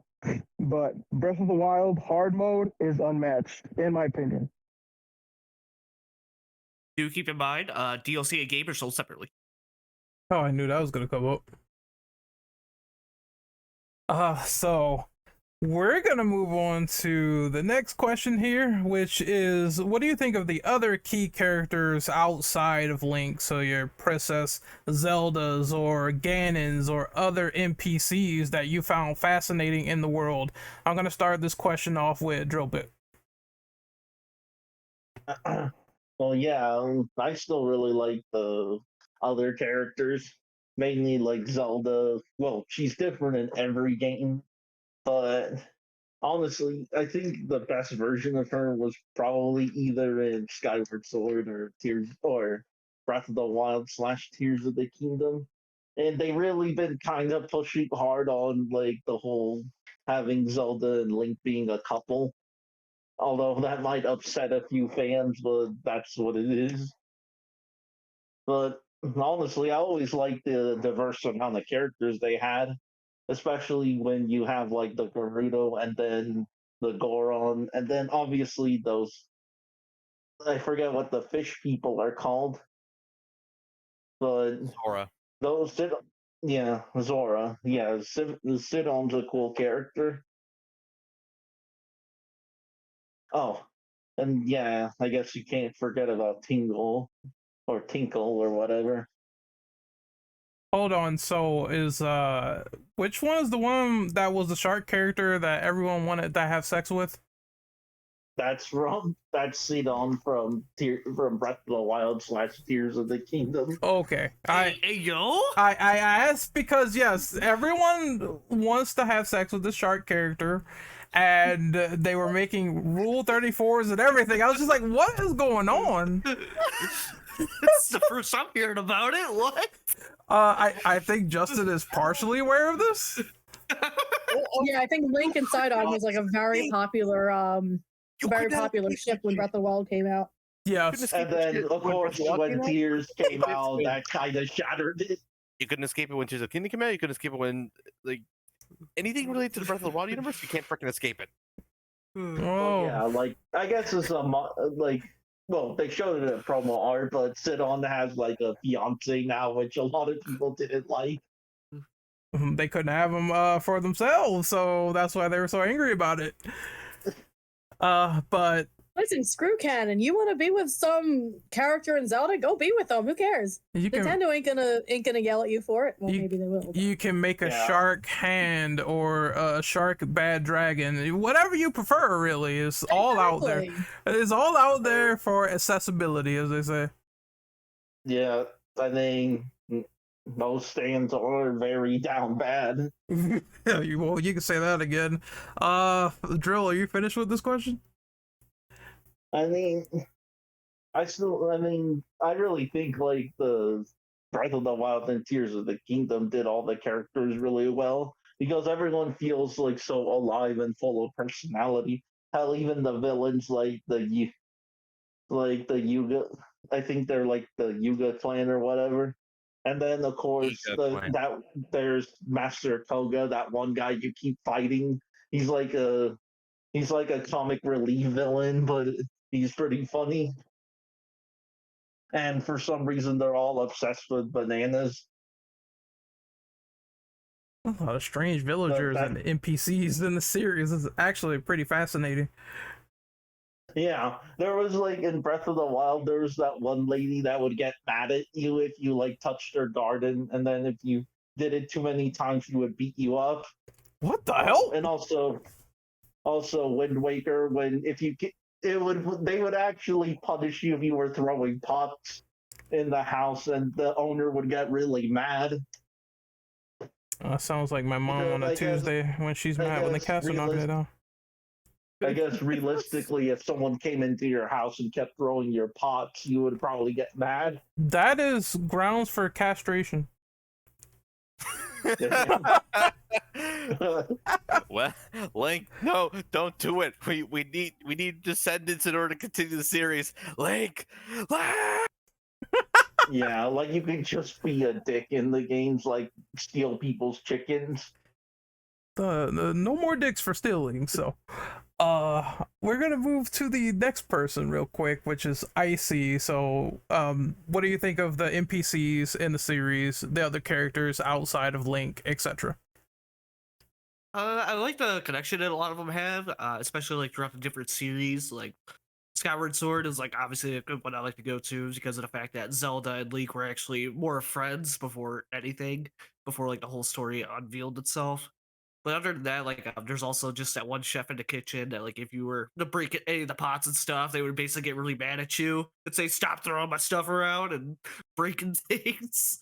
But yeah, it was just all sorts of different interactions, how they treated Link all different ways. What about you, Justin? What is your opinion on this question? Well, I'm gonna open up this can of worms slightly.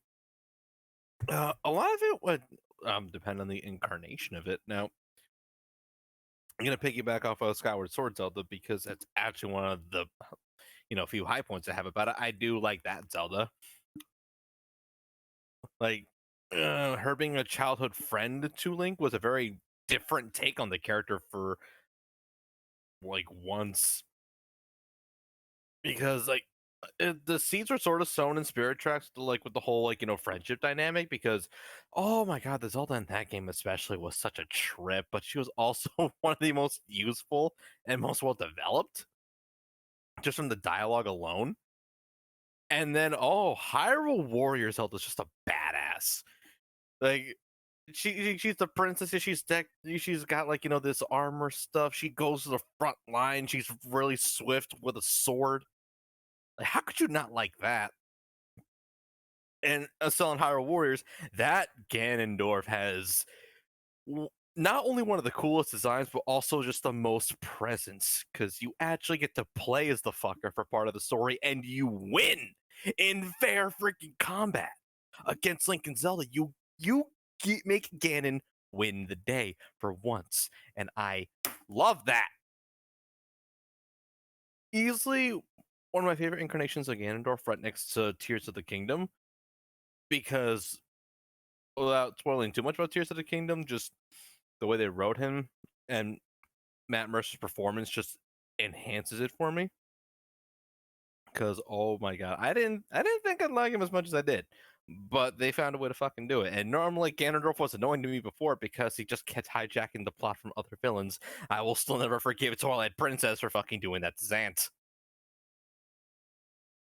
It's we here all night if we kept mentioning so many NPCs from other different games, like the guy with the pots, like that one asshole who fucking begs at the beginning of Wind Waker, and yet all of a sudden towards the late game he's all snobby and rich because he happened to take money from another guy, and now he's just nothing but a fucking douchebag. All your neighbors from Outset, all the people of Ordon Village from Twilight Princess, like all the, like the coziness of Skyloft. There's just oozing personality here, even in like some of the less received Zelda games. A lot of the things they do right is like the personality of the world. The worlds never really feel dead per se, and I'm thankful for that. And my honest favorite to that is Majora's Mask, because if you're doing everything in that game, you're doing all the side quests, and it's like that makes up like 3/4 of the game. You have a reason to give a shit about all these people. You get to see their struggles with the whole moon falling thing, how they're handling it, like just the duality of man. And then in the other regions, you see how they're faring after you fix the problem by beating the temple. And it feels so fucking nice because what you do actually means something. And I love it when games do that. You see the effects, you see everything that you're working for as you go along the game, as you run through, and it feels like you're actually being rewarded for doing the fucking job. To quote Thor, because that's what heroes do.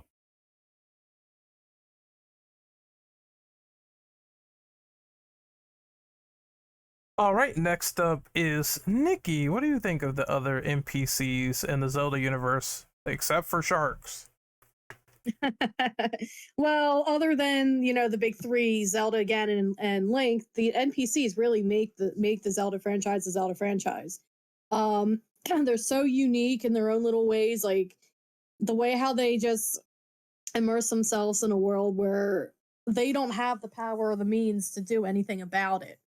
Um, they're really just trying to go on about their lives, trying to live their regular lives while catastrophes happening behind their backs. And they're really just trying to deal with it in their own little ways.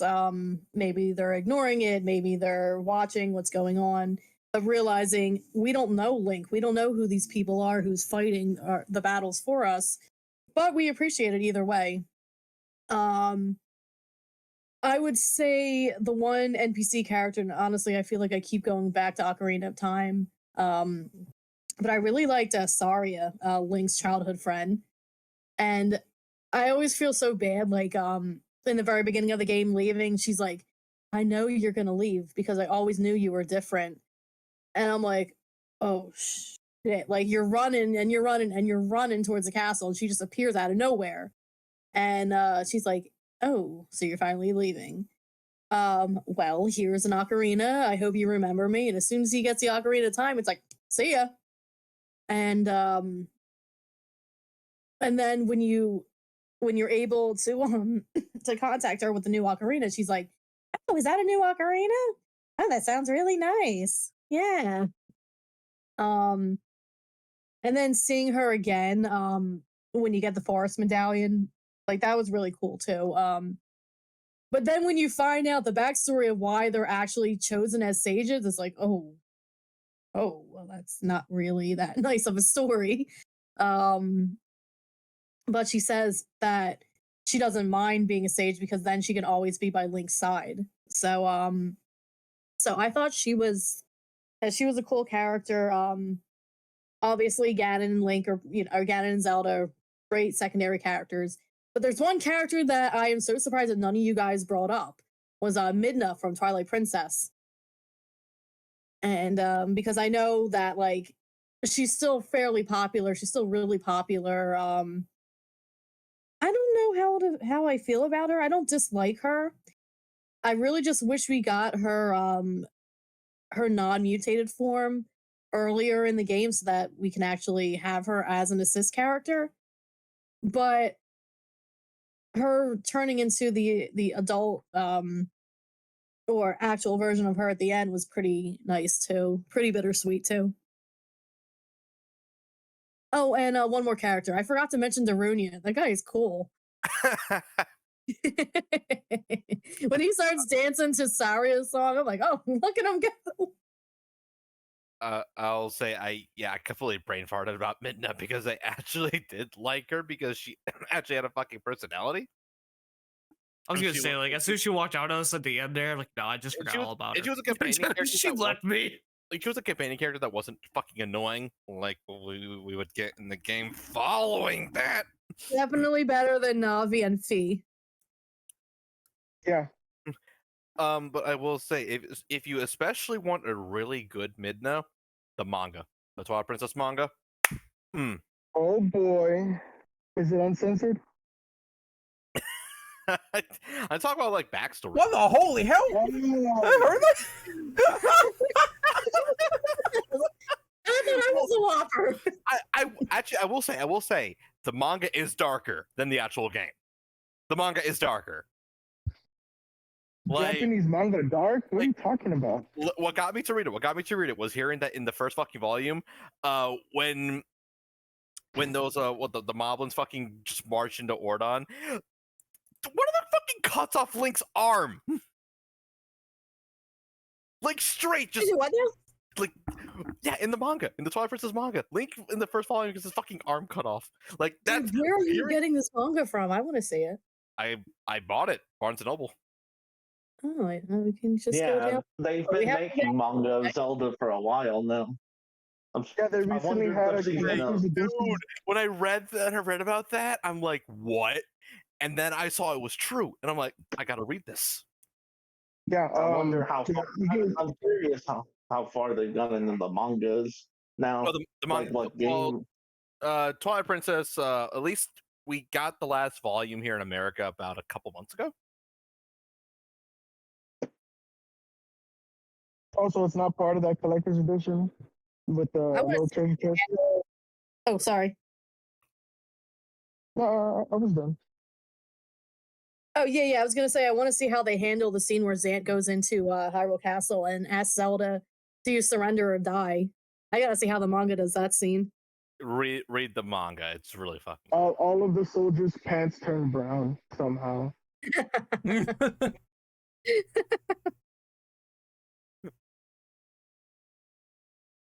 All right, so who is next on this? Oh, Wasteland, it is your turn. What do you think of the NPCs and other characters in the Zelda universe so far? Well, I think they've always done a real good job with the NPCs. I remember playing recently um, when I finished uh, Tears of the Kingdom. A lot of the quests connect. There's more quests that have multiple stages. So like there's one that I liked a lot where I think it's two sisters or it's two friends, but they love mushrooms for some weird fucking reason. So they're always looking for caves for mushrooms, and they're talking about this legendary cave that has like every single mushroom that exists, and that's all they ever wanted to find. And then they talk about how like Destiny has could bring one of the girls with Link because of the caves. I don't know, it was weird, but like they ultimately find them. They find that cave if you help them out, and like they go, "Oh, this is great. Okay, let's continue our adventure for more mushrooms." Like, okay, but yeah, the NPCs are really awesome. I know especially Majora's Mask did when I think it was who brought it up. What Majora's Mask in particular, every single character has something. Almost every single character has something you can either do for them or help them with, which is great. Like I think Majora's Mask gave you the most true to like almost like it's a real even advanced RPG where like people can literally give you quests. Like I remember there was one quest in particular, and I think it's the most complicated quest in Majora's Mask with this kid named Cafe and this woman named I think it was Sophia or Maya or something like that. But I only remember the kid's name. And it's a real long story. Basically, spoiler alert if anyone's listening and hasn't played Majora's Mask. Um, basically, he was a young man. He was gonna get married to I think her name was it Anya? Why am I forgetting her name? Anyway, he was gonna get married to her, and then someone I forgot how turned him into a kid, and now he like feels horrible. He puts a mask on so no one can see that it's him, and he gives a letter, or he wants to send a letter to. Oh, her name is Anjo. I remember now.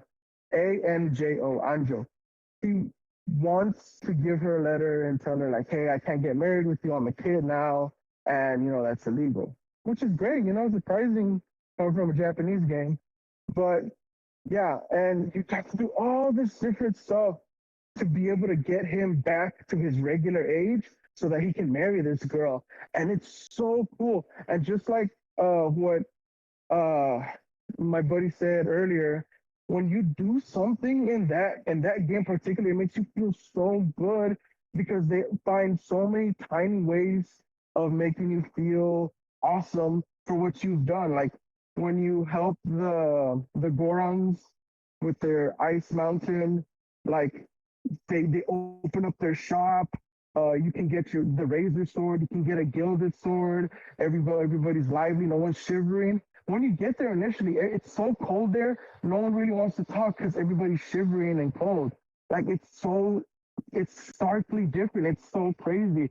And like that game has so many levels of you got to do this in order to do that, in order to get this, in order to do that. And the best thing about everything is that none of it is permanent after the 3 days come by and you can't get all the stuff that you need, you can't do the temples. You got to go back 3 days again, and try to do it.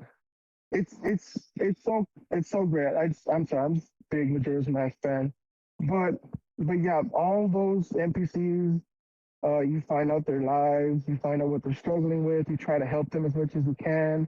You know, they help you, they get you key items and stuff, and they got a whole bunch of dark stories. Some of them have nice little stories, like they want to perfect a new dance, and you help them perfect that new dance.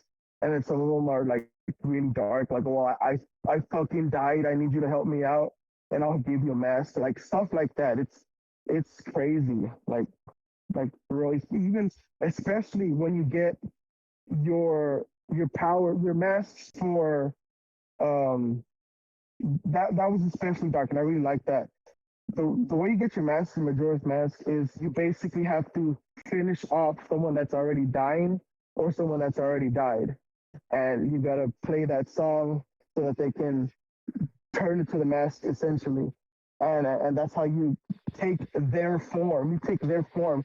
That's so hardcore on so many levels. I can't even begin to fathom it. But I digress. All right, so we're gonna move on to the final three questions here. So this is gonna be kind of a tricky one, but give your top five favorite Zelda games that everyone should experience at least once, in your opinion. And I'll go with Drill. Also, it doesn't have to be necessarily five if you can't think of five. So I'm throwing that out there. Oh, let me just grab the doc real quick. Oh no, it's fine. Take your time. Yeah. Yeah, all right.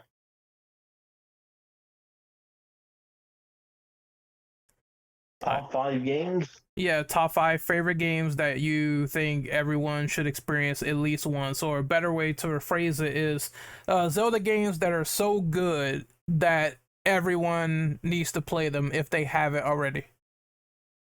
Well, I would say well, for me, it would be probably starting from 5 to 1, probably Minish Cap, Link to the Past, Twilight Princess, obviously. And I would say you can't have one without the other. So I'd say Ocarina of Time and then Breath of the Wild for sure. And then honorable mentions go to Majora's Mask and also Tears of the Kingdom. But I guess if you play those games, you're bound to play the sequels.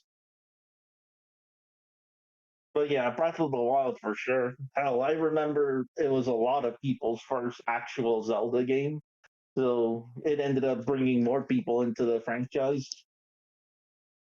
And most of these other games are mostly accessible if you have a Switch, except for Twilight Princess for some reason, and also Wind Waker. But hopefully that gets fixed soon. What about you, Icy? What is your favorite Zelda games that people should experience at least once? I think probably on my number one list is probably Twilight Princess. I mean, it was just one that stuck out to me so much. I know Skyward Sword is not really fond upon by most people, but I feel like that should be another one. Like even if I put that as number five, yeah, I still feel like people should play that. Spirit Tracks, I guess, go above that one. So, and then I haven't played Wind Waker myself, but it is one on my list I want to play. Besides, also Majora's Mask. But those are two others that are going to be on my list, and I would recommend people try also based on what I've heard about them. All right, Justin, what about you? What is your favorite top five Zelda games that people should experience at least once? Ranking them with that. I'm personally gonna just put them in no particular order. I will say I'm gonna bundle actually Ocarina Majora because I feel like they're a package deal. Because people like if they want to get into Zelda, Ocarina should definitely be like a rite of passage because it is a game that definitely like it's one of the most famous. It's regarded as one of the best. I feel like you have to just as a rite of passage. It's still a really fucking good game, even if some people don't think it's the best one. Okay, but it's still a pretty damn good game. And Majora is just phenomenal in several freaking ways. Hell, I prefer it over Ocarina of Time. Majora's Mask is my personal favorite Zelda game. Like, I went out of my way to even 100% that, and I fucking hate 100%ing video games a lot. I've rarely ever done it in my entire life. Yeah, but I feel like they're package deal, much like Breath of the Wild and Tears of the Kingdom. Like, those two, I swear, like, they may be huge, and you may have to space them out a bit, but I feel like that's also its own package deal. Just, you can't really appreciate one without the other. Twilight Princess, definitely, only because, like, Midna's especially, like, the best, still to me, the best companion in the series. Link Between Worlds. If you want the best way to experience, like, that real classic Zelda feel, and if you just want, I know people love Link to the Past, but I personally prefer Link Between Worlds over it, only because it has a lot of the quality of life updates that the Zelda franchise got over the years, and I feel like it took what people experienced in Link to the Past and just made it a lot better. So I will personally put Link Between Worlds as that game, one of those games where people got to experience that. Well, that was technically 4 entries now. So Is there a number 5? if my fucking throat will get to me first. It's trying to fucking kill me. This game is so good, I might die here on this podcast. It's gonna kill me, but at least I got to experience it. Why do I sound like Filthy Frank? Oh, now that definitely does at this point.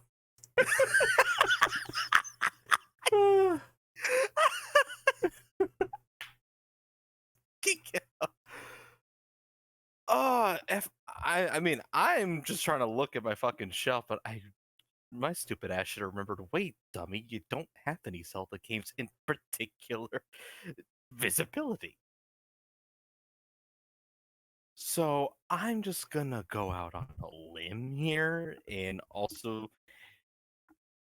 say Wind Waker, because that honestly spawned its own sub-series, like, when it got Phantom Hourglass and Spirit Tracks, but also just because it really did, like, age pretty fucking well, despite, like, that sadly was sort of rushed towards the end of development and a lot of shit went down, but it's a pretty good game still came out of it.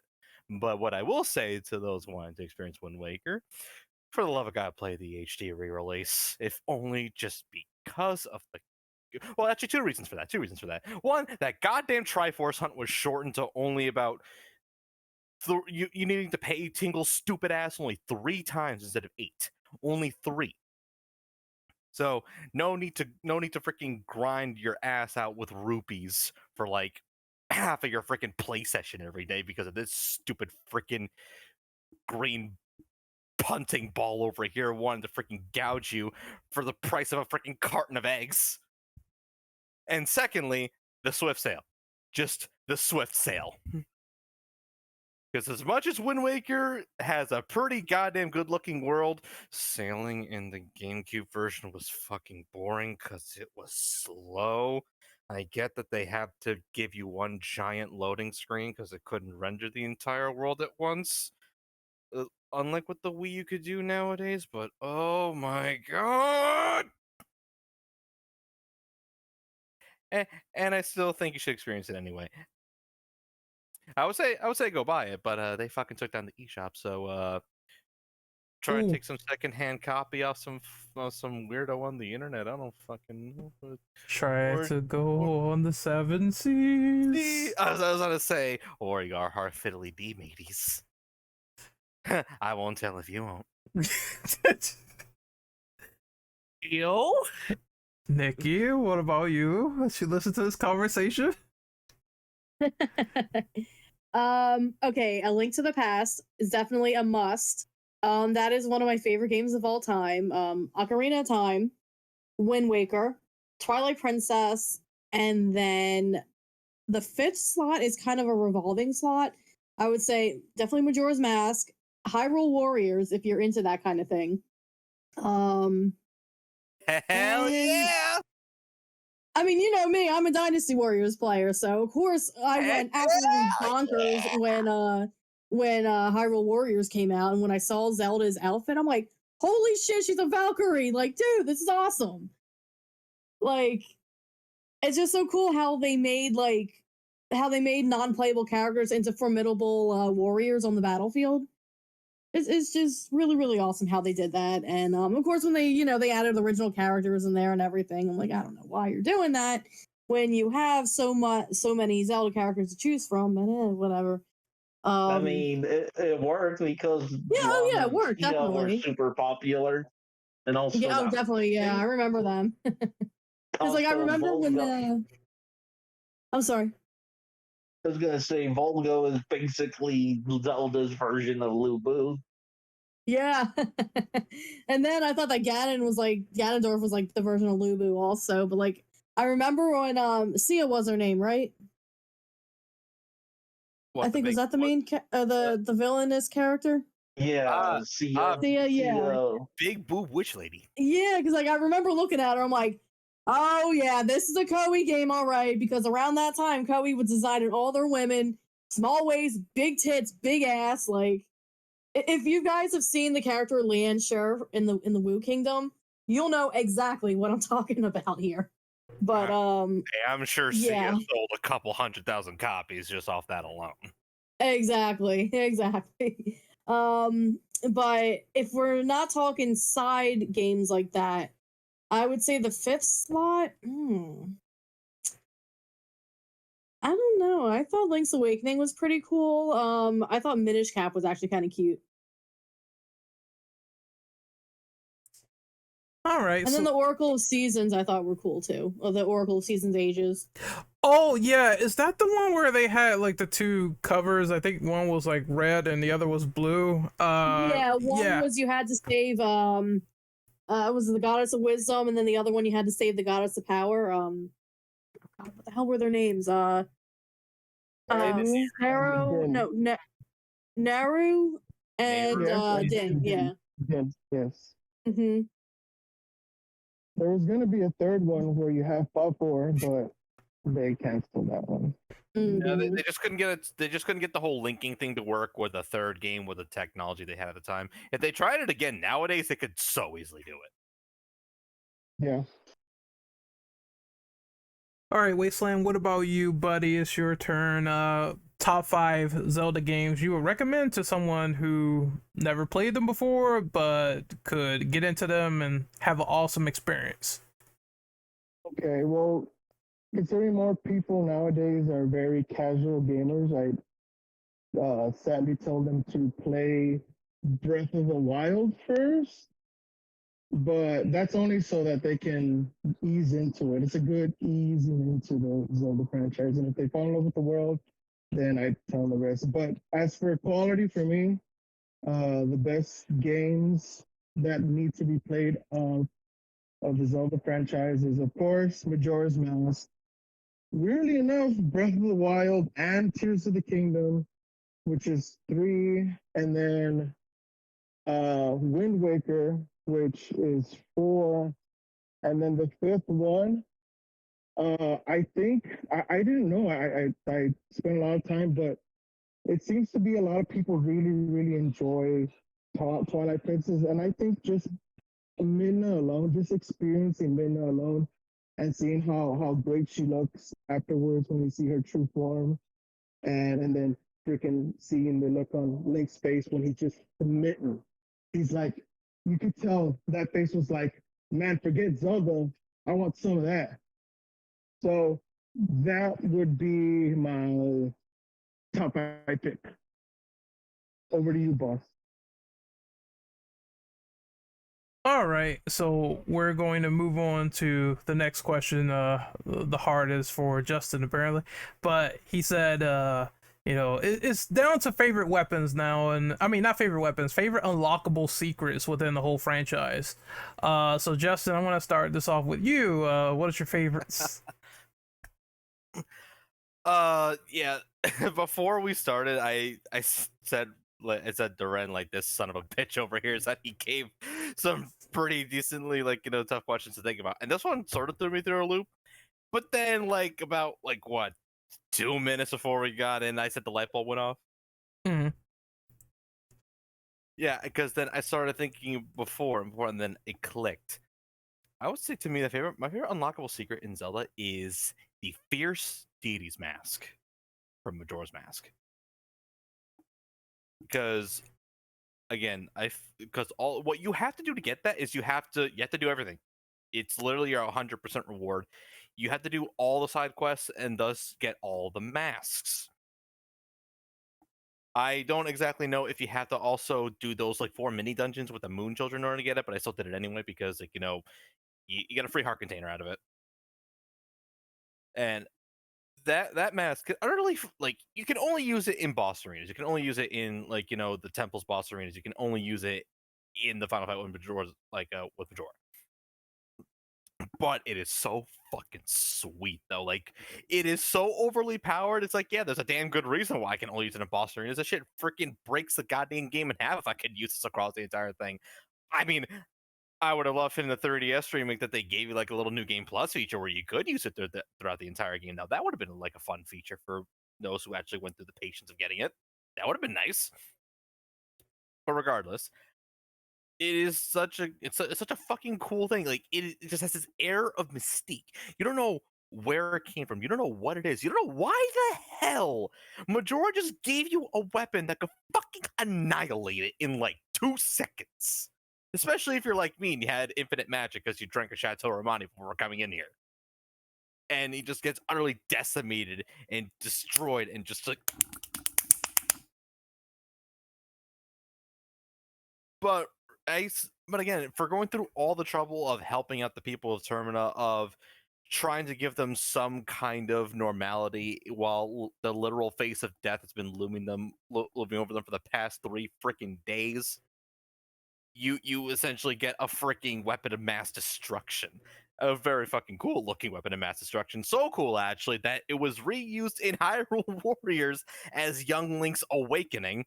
And the special attack for that damn thing is him cutting the moon in half. It's like, okay, MGR, calm down. Rules of nature, but with Zelda. Hell yeah, dude. Give me more. So you finished with this question, Justin? Yep, Rooney. All right, so we're gonna move on to Drill. What is your favorite unlockable secret in the Zelda franchise? I mean, in terms of secrets, I mean, there's always the Master Sword. That's probably my favorite, but that might be considered a generic answer. But I guess I haven't actually played any other Zelda game to completion yet, but those are all. But the Master Sword's always cool to see. Or by completion, I mean 100%. I mean, I still beat them. Any other favorite unlockable secrets? I mean, not that I can think off the top of my head. That's fine. We will then move on to the next person, which is Icy. I feel like the only unlockable secrets that come to mind for me was like when I played Skyward Sword, it was more or less like going after all the sky cubes. So the way Skyward Sword worked was like you obviously had like the city above the clouds and everything, and like you would actually go down, dive below the clouds to the planet below, and you would have to actually find these cubes and like hit them with your Master Sword. Like you had to like charge up your blade and do like a charge strike at them, and it would like make it like go back up to the sky or something. And there was like a chest up above that was like linked to each of these cubes that would like let you get different things. So I feel like that was like pretty cool. But some of them were just like a pain to get to also. So I don't know. It was like a 50-50 thing to me. Justin, we went with you, so we have to move on to Nikki. Unless, Justin, did you label all of yours yet? What's up? Did you label all of your secrets in the series? I was Yeah, like it was. Yeah, like or you started with me. I said the Fierce Deity Mask, and I okay. went up. I was just making sure because the order on Yeah. OBS was a little bit weird. So, Nikki, we will go to you. What is your favorite unlockables so far? Nikki? Oh, she have did they not come say back yet? she did say be right back. So I guess she's still gone. So we're gonna move to Wasteland. What about you, Wasteland? And he's gone too. Hey, Nope. hey, no. I'm sorry. I'm really bad at fumbling with my phone. No, it's fine. It's fine. You're good. Honestly, my favorite secret, it's not really a really big secret, but in Breath of the Wild, in order for Nintendo to promote their amiibos, you can buy amiibos that are related to the Legend of Zelda franchise, and each amiibo has unique equipment that you can only get with those amiibos. So, like, pretend you're a big Legend of Zelda fan, but every Legend of Zelda fan is different, right? Some fans really like Wind Waker, some people really like Twilight Princess. They had an amiibo for every single Zelda release, and if you press the amiibo, because you can only do it once a day, but if you press the amiibo like enough days, you'd eventually get the whole set of your favorite Link. So if you really like Ocarina of Time's white tights, big gauntlets, Link, you could be that Link throughout the whole game, and you could even upgrade that outfit too. And I thought that was so awesome. That's so great. That's such a smart marketing strategy. That's genius. I loved it so much. Like, um, Twilight Princess isn't my favorite Zelda, but it is my favorite Zelda outfit because he wears the chainmail. And I've always liked that one because that's the most practical Link outfit to date. And so that is my favorite thing because you can get it, you can wear it, you can upgrade it so that it helps you in battle, and you can just be walking around as you're wearing your favorite Link tunic, which is great. I loved it so much, and that's my favorite secret. I think it does count as a secret because a lot of people you have to look that up. You have to look up what Amiibo gives you what, even though some of them it's obvious. So yeah. Oh yeah, I forgot about the amiibo costumes. Those are really cool. Oof. It's damn. I keep forgetting that people were like cooming over the Link Wolf amiibo and started to become a rarity over time. Let's see, is Nikki back? No, she is not back, so we might have to skip her until the next question.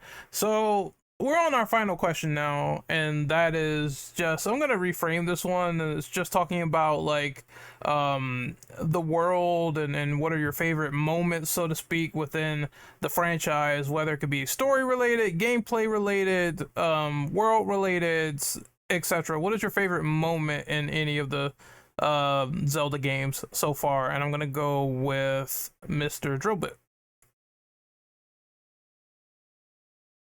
Drill? Oh, yeah, I'm here. Yeah, Hmm. what's your thoughts on the last question? Every Zelda game's got their own unique story and world to it. Albeit, like the first Zelda was kind of minimal, mainly because it was an NES game. But it was the ground. But everything's got to start somewhere. And honestly, probably, probably my favorite like world from any Zelda game was probably.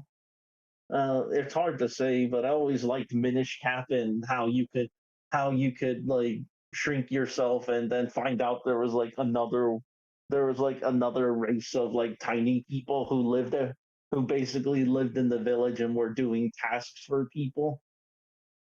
I guess if anyone's ever heard of the Burrowers, that old story where little people would take stuff from people and would be living everywhere, kind of like that. Mm. But also Skyloft from from Skyward Sword was really cool, and how there was basically an entire city in the sky people just lived on, and they never went down. So it was kind of interesting to see.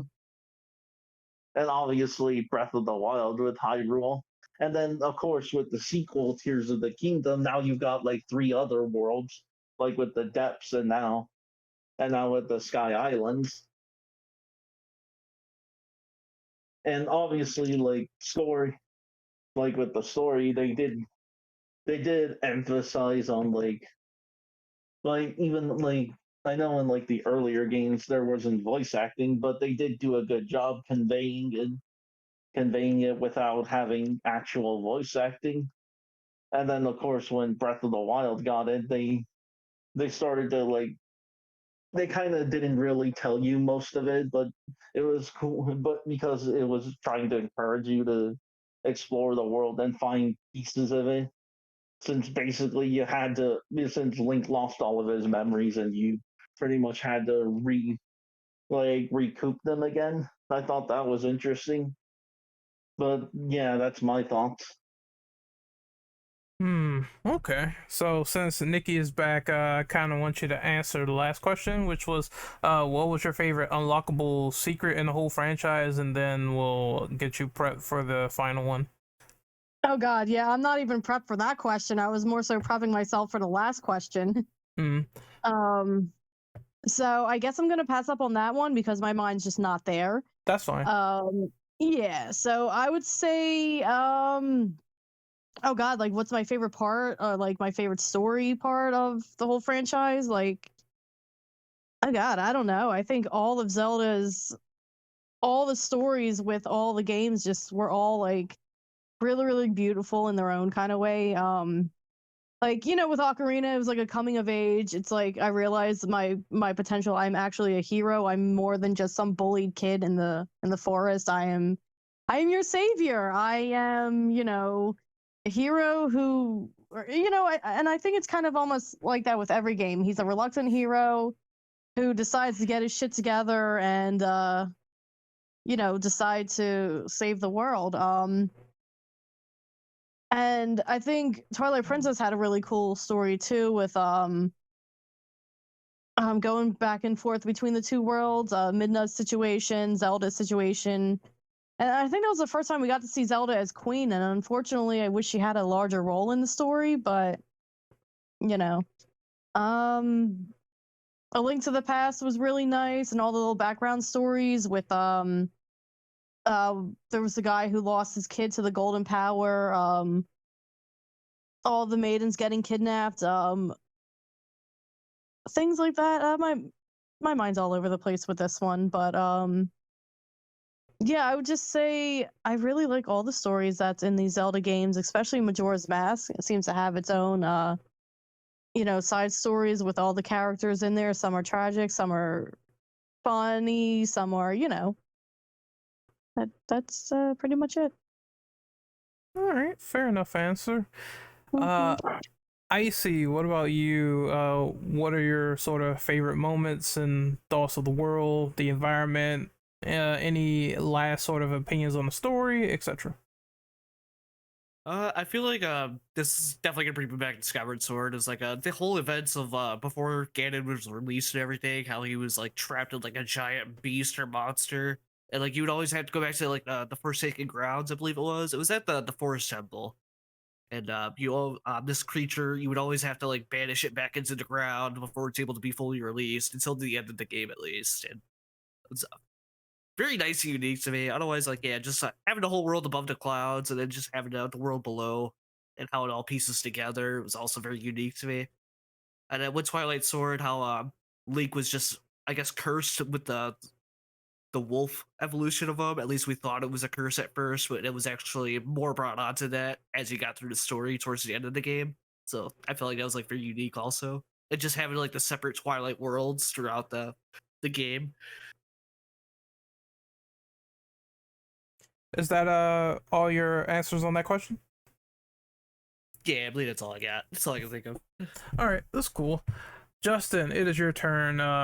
What are your thoughts on this final question about favorite moments, environments, or any lingering thoughts on the story and world or things you want?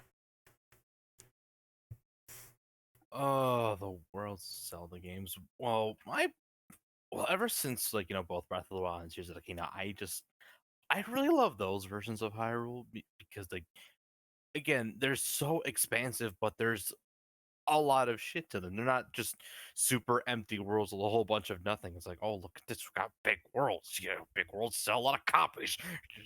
You're not sports entertained. Like they feel alive. There's always something to it. There's like it's people or the wildlife or just the lush greenery, like or that or that random construct from ancient civilization that's now trying to kill you because it thinks you're a threat. It's like, stop trying to kick me in the dick, guys. I'm trying to help you.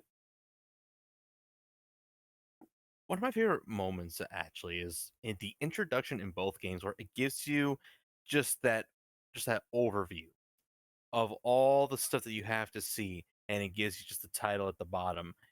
It may be simple as hell, but I love it just shows you the expansive scope. And in Tears of the Kingdom, it shows you only a mere fraction of the kind of crap they give you. And in the same game, there's yet another expansive scope of, oh, you're seeing this world now. And then later, you see another one you can go down to. I can't see shit down here in the underground, but it's still pretty freaking big and pretty freaking explorable. Yeah, everything to do is trying to avoid certain death, but I mean, hey, I still can't believe they freaking accomplished all that. And if I'm gonna go piggyback off of Majora's Mask, it's not just the people of Clocktown. It's not the people that live outside of Clocktown. But I'm gonna go back again to Stone Tower because there's some tea to that has just never been revealed to this freaking day. Because it is theorized that the people of Termina hated the Golden Goddesses. They stupidly fucking removed this little detail in the 3DS remake because Grezzo's a bunch of pussies. No, just kidding. But there's these blocks you can climb on the way to the temple itself. They depict these sort of just these like grotesque looking figures, freaking just like they have the Triforce on their ass and they're fucking putting their tongue like on the Triforce, like saying "kid, like kiss my ass" to the goddesses. And the whole thing is pretty much an analogy, like a big mirror of the Tower of Babel, to which in mythology was flipped upside down, by the gods because they didn't want people climbing up to the heavens. And it wouldn't surprise me if they were the kind of people who made like a fucking weapon of mass destruction in the form of a mask that has the kind of power to do something like bring the whole moon down. And then there was just the people in general of Ikana Canyon. Oh, like where they apparently they all just died out because of constant war and conflict, and the dead can't rest. That world is fucked up, and there's just so much just underground shit. Whether you have to just look at it from this view, read this piece of supplementary text, or to this day has never been answered, but there's all this mystique that makes me want to know more. You see that's the right way to do it. I hate it when some games have way too much unexplored lore, like some RPGs, because that's a little too far. It's like, give me the tea here. I want to know. But I feel like with that game, and hell, even the Breath of the Wild duology, they do it just right, where there's enough mystique. There's not an exorbitant amount, but there's enough to keep you wondering and to keep you intrigued and to keep you slowly but surely hitting the edge of that seat that you're sitting on right now. Just don't fall off, because that's one hell of a butt hurt. Next up is Nikki. Wait, we already went with you, right, Nikki? Yeah, I already went. Okay, so I got the OBS thing again. God damn it, I hate this cord. All right, so next up is technically Wasteland. Wasteland, what do you think about this question? The worlds, everything in it, and of course, just the general like sort of things that you probably want in another Zelda game, as well as your favorite moments. Have you heard about the Hyrule? I'm just kidding. Anyway, so I have the Hyrule Historia. I bought it. I studied it. I wanted to be a little bit prepared because I thought we were gonna go super crazy with it. But I was looking at the timer because that's the only reason why I bought it in the first place. So originally, all the people that worked on the Zelda franchise, along with Miyamoto and who else? I forget the director's name. But anyway, they all say every Zelda universe takes place in its own world and its own dimension, its own timeline, whatever you want to call it. And people were like, no, to make these connect, blah, blah, et cetera, et cetera. So either they made this up later on and just connected them by themselves, or it was a master plan from the very beginning and they're geniuses. We'll never know. But there is an official timeline. And I think that for me is really nice. It's really cool to have a very complicated, convoluted, uh, time travel focused split timeline. And I actually think I have a theory that that's one of the reasons why they tried their absolute best to invest in that Wind Waker Toon Link animation. Because I think what they were gonna do was that they were gonna have those three timelines that we currently have, or at least that we have with the Hyrule Historia, because now that we have Breath of the Wild and Tears of the Kingdom, we have no clue where those lie in the timeline. If it's its own timeline, if it's part of it, if it warps the timeline, it's again because spoiler alert before. You know what? I'm not even gonna say it because I don't want to spoil anything because that's a new game. I won't say it. But we don't know what happens to the timeline because of these two new games. And that, for me, I love because it allows a lot of speculation. And that's something I really like because I'm a writer. So even if my speculation is wrong, I can use the logic that made me get to that point in my writing material. And like cool things like the split timelines themselves. There's one where the hero fails. There's one that then these all started with Ocarina of Time because that's the time travel focused one. Um, there's one where he fails and does not kill Ganon, which is the original one that he left behind. Where the world turns dark, there's no hero, Link's gone, Link's not even there, Link fails. There's the second one where there's the adult timeline, which is called, I think, the timeline without a hero, because at the end of Ocarina of Time, spoiler alert if anyone has not played Ocarina of Time, it's an old game, guys, you should have played it by now. At the end of the game, she sends Link back to the past so that he can enjoy his childhood, which is stupid as hell if you ask me. Like that's one of the dumbest things I've always hated. Like oh, you were forced to grow up too fast. I'm gonna have you enjoy being a kid. It's like no, when you force someone to grow up fast, they're grown up. That's it. So just treat them like an adult and move on. But whatever. So she gets sent back, and that makes the three timelines. The one where he's not there, the one where he was sent back and he gets to enjoy his childhood in quotations. And then there's the one where Zelda is there by herself with no Link. And all the games that come from all those timelines are all really cool, and you can theorize the connections. And the Hyrule Historia is there to help you with those connections and everything. Like, here's a fun fact: did you know that in Ocarina of Time, Sheik, when Zelda became Sheik, she did it of her own volition, and she trained, and she's a badass by her own volition, and she waited 7 years for him. She didn't just like be like, oh, he's never coming back, whatever. She knew he was gonna come back, but she waited those 7 years. And it's more stuff like that that really gets the Zelda fans hyped up. And that is the answer to my question. All right, so I think this is the end of this podcast. It was a lot of great answers, great questions from everyone across the board. So once again, I want to thank the people for coming out. We need to do more. We need to do more Nintendo stuff in the future. I think that'd be an interesting sort of topic of conversation if we get to Metroid or any of the others. So we're gonna sign. Fire Emblem one when.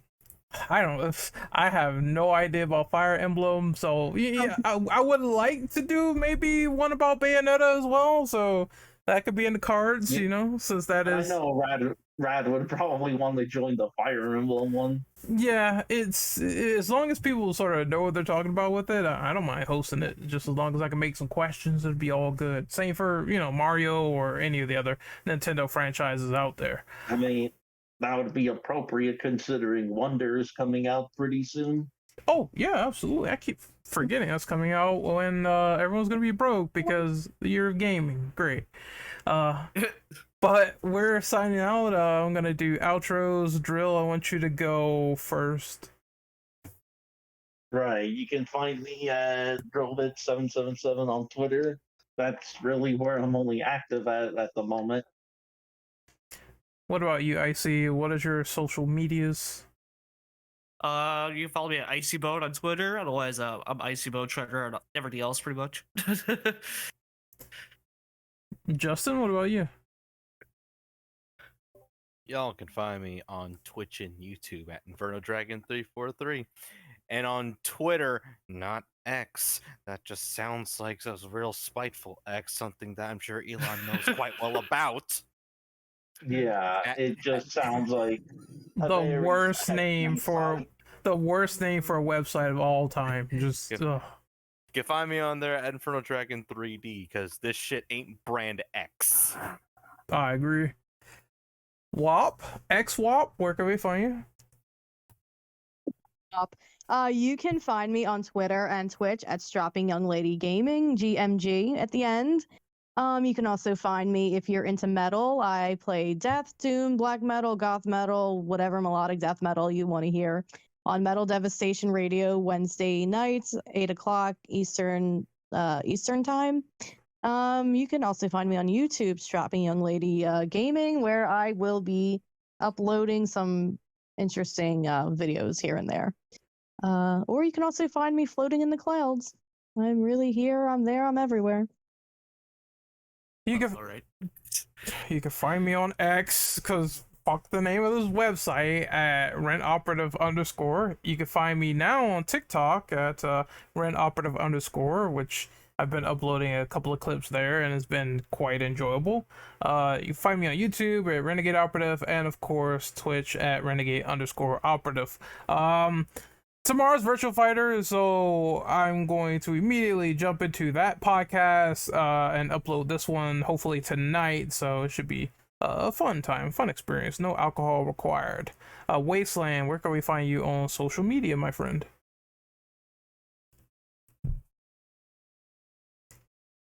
Those ear pods are just banging in there, just give it a minute. Any minute now.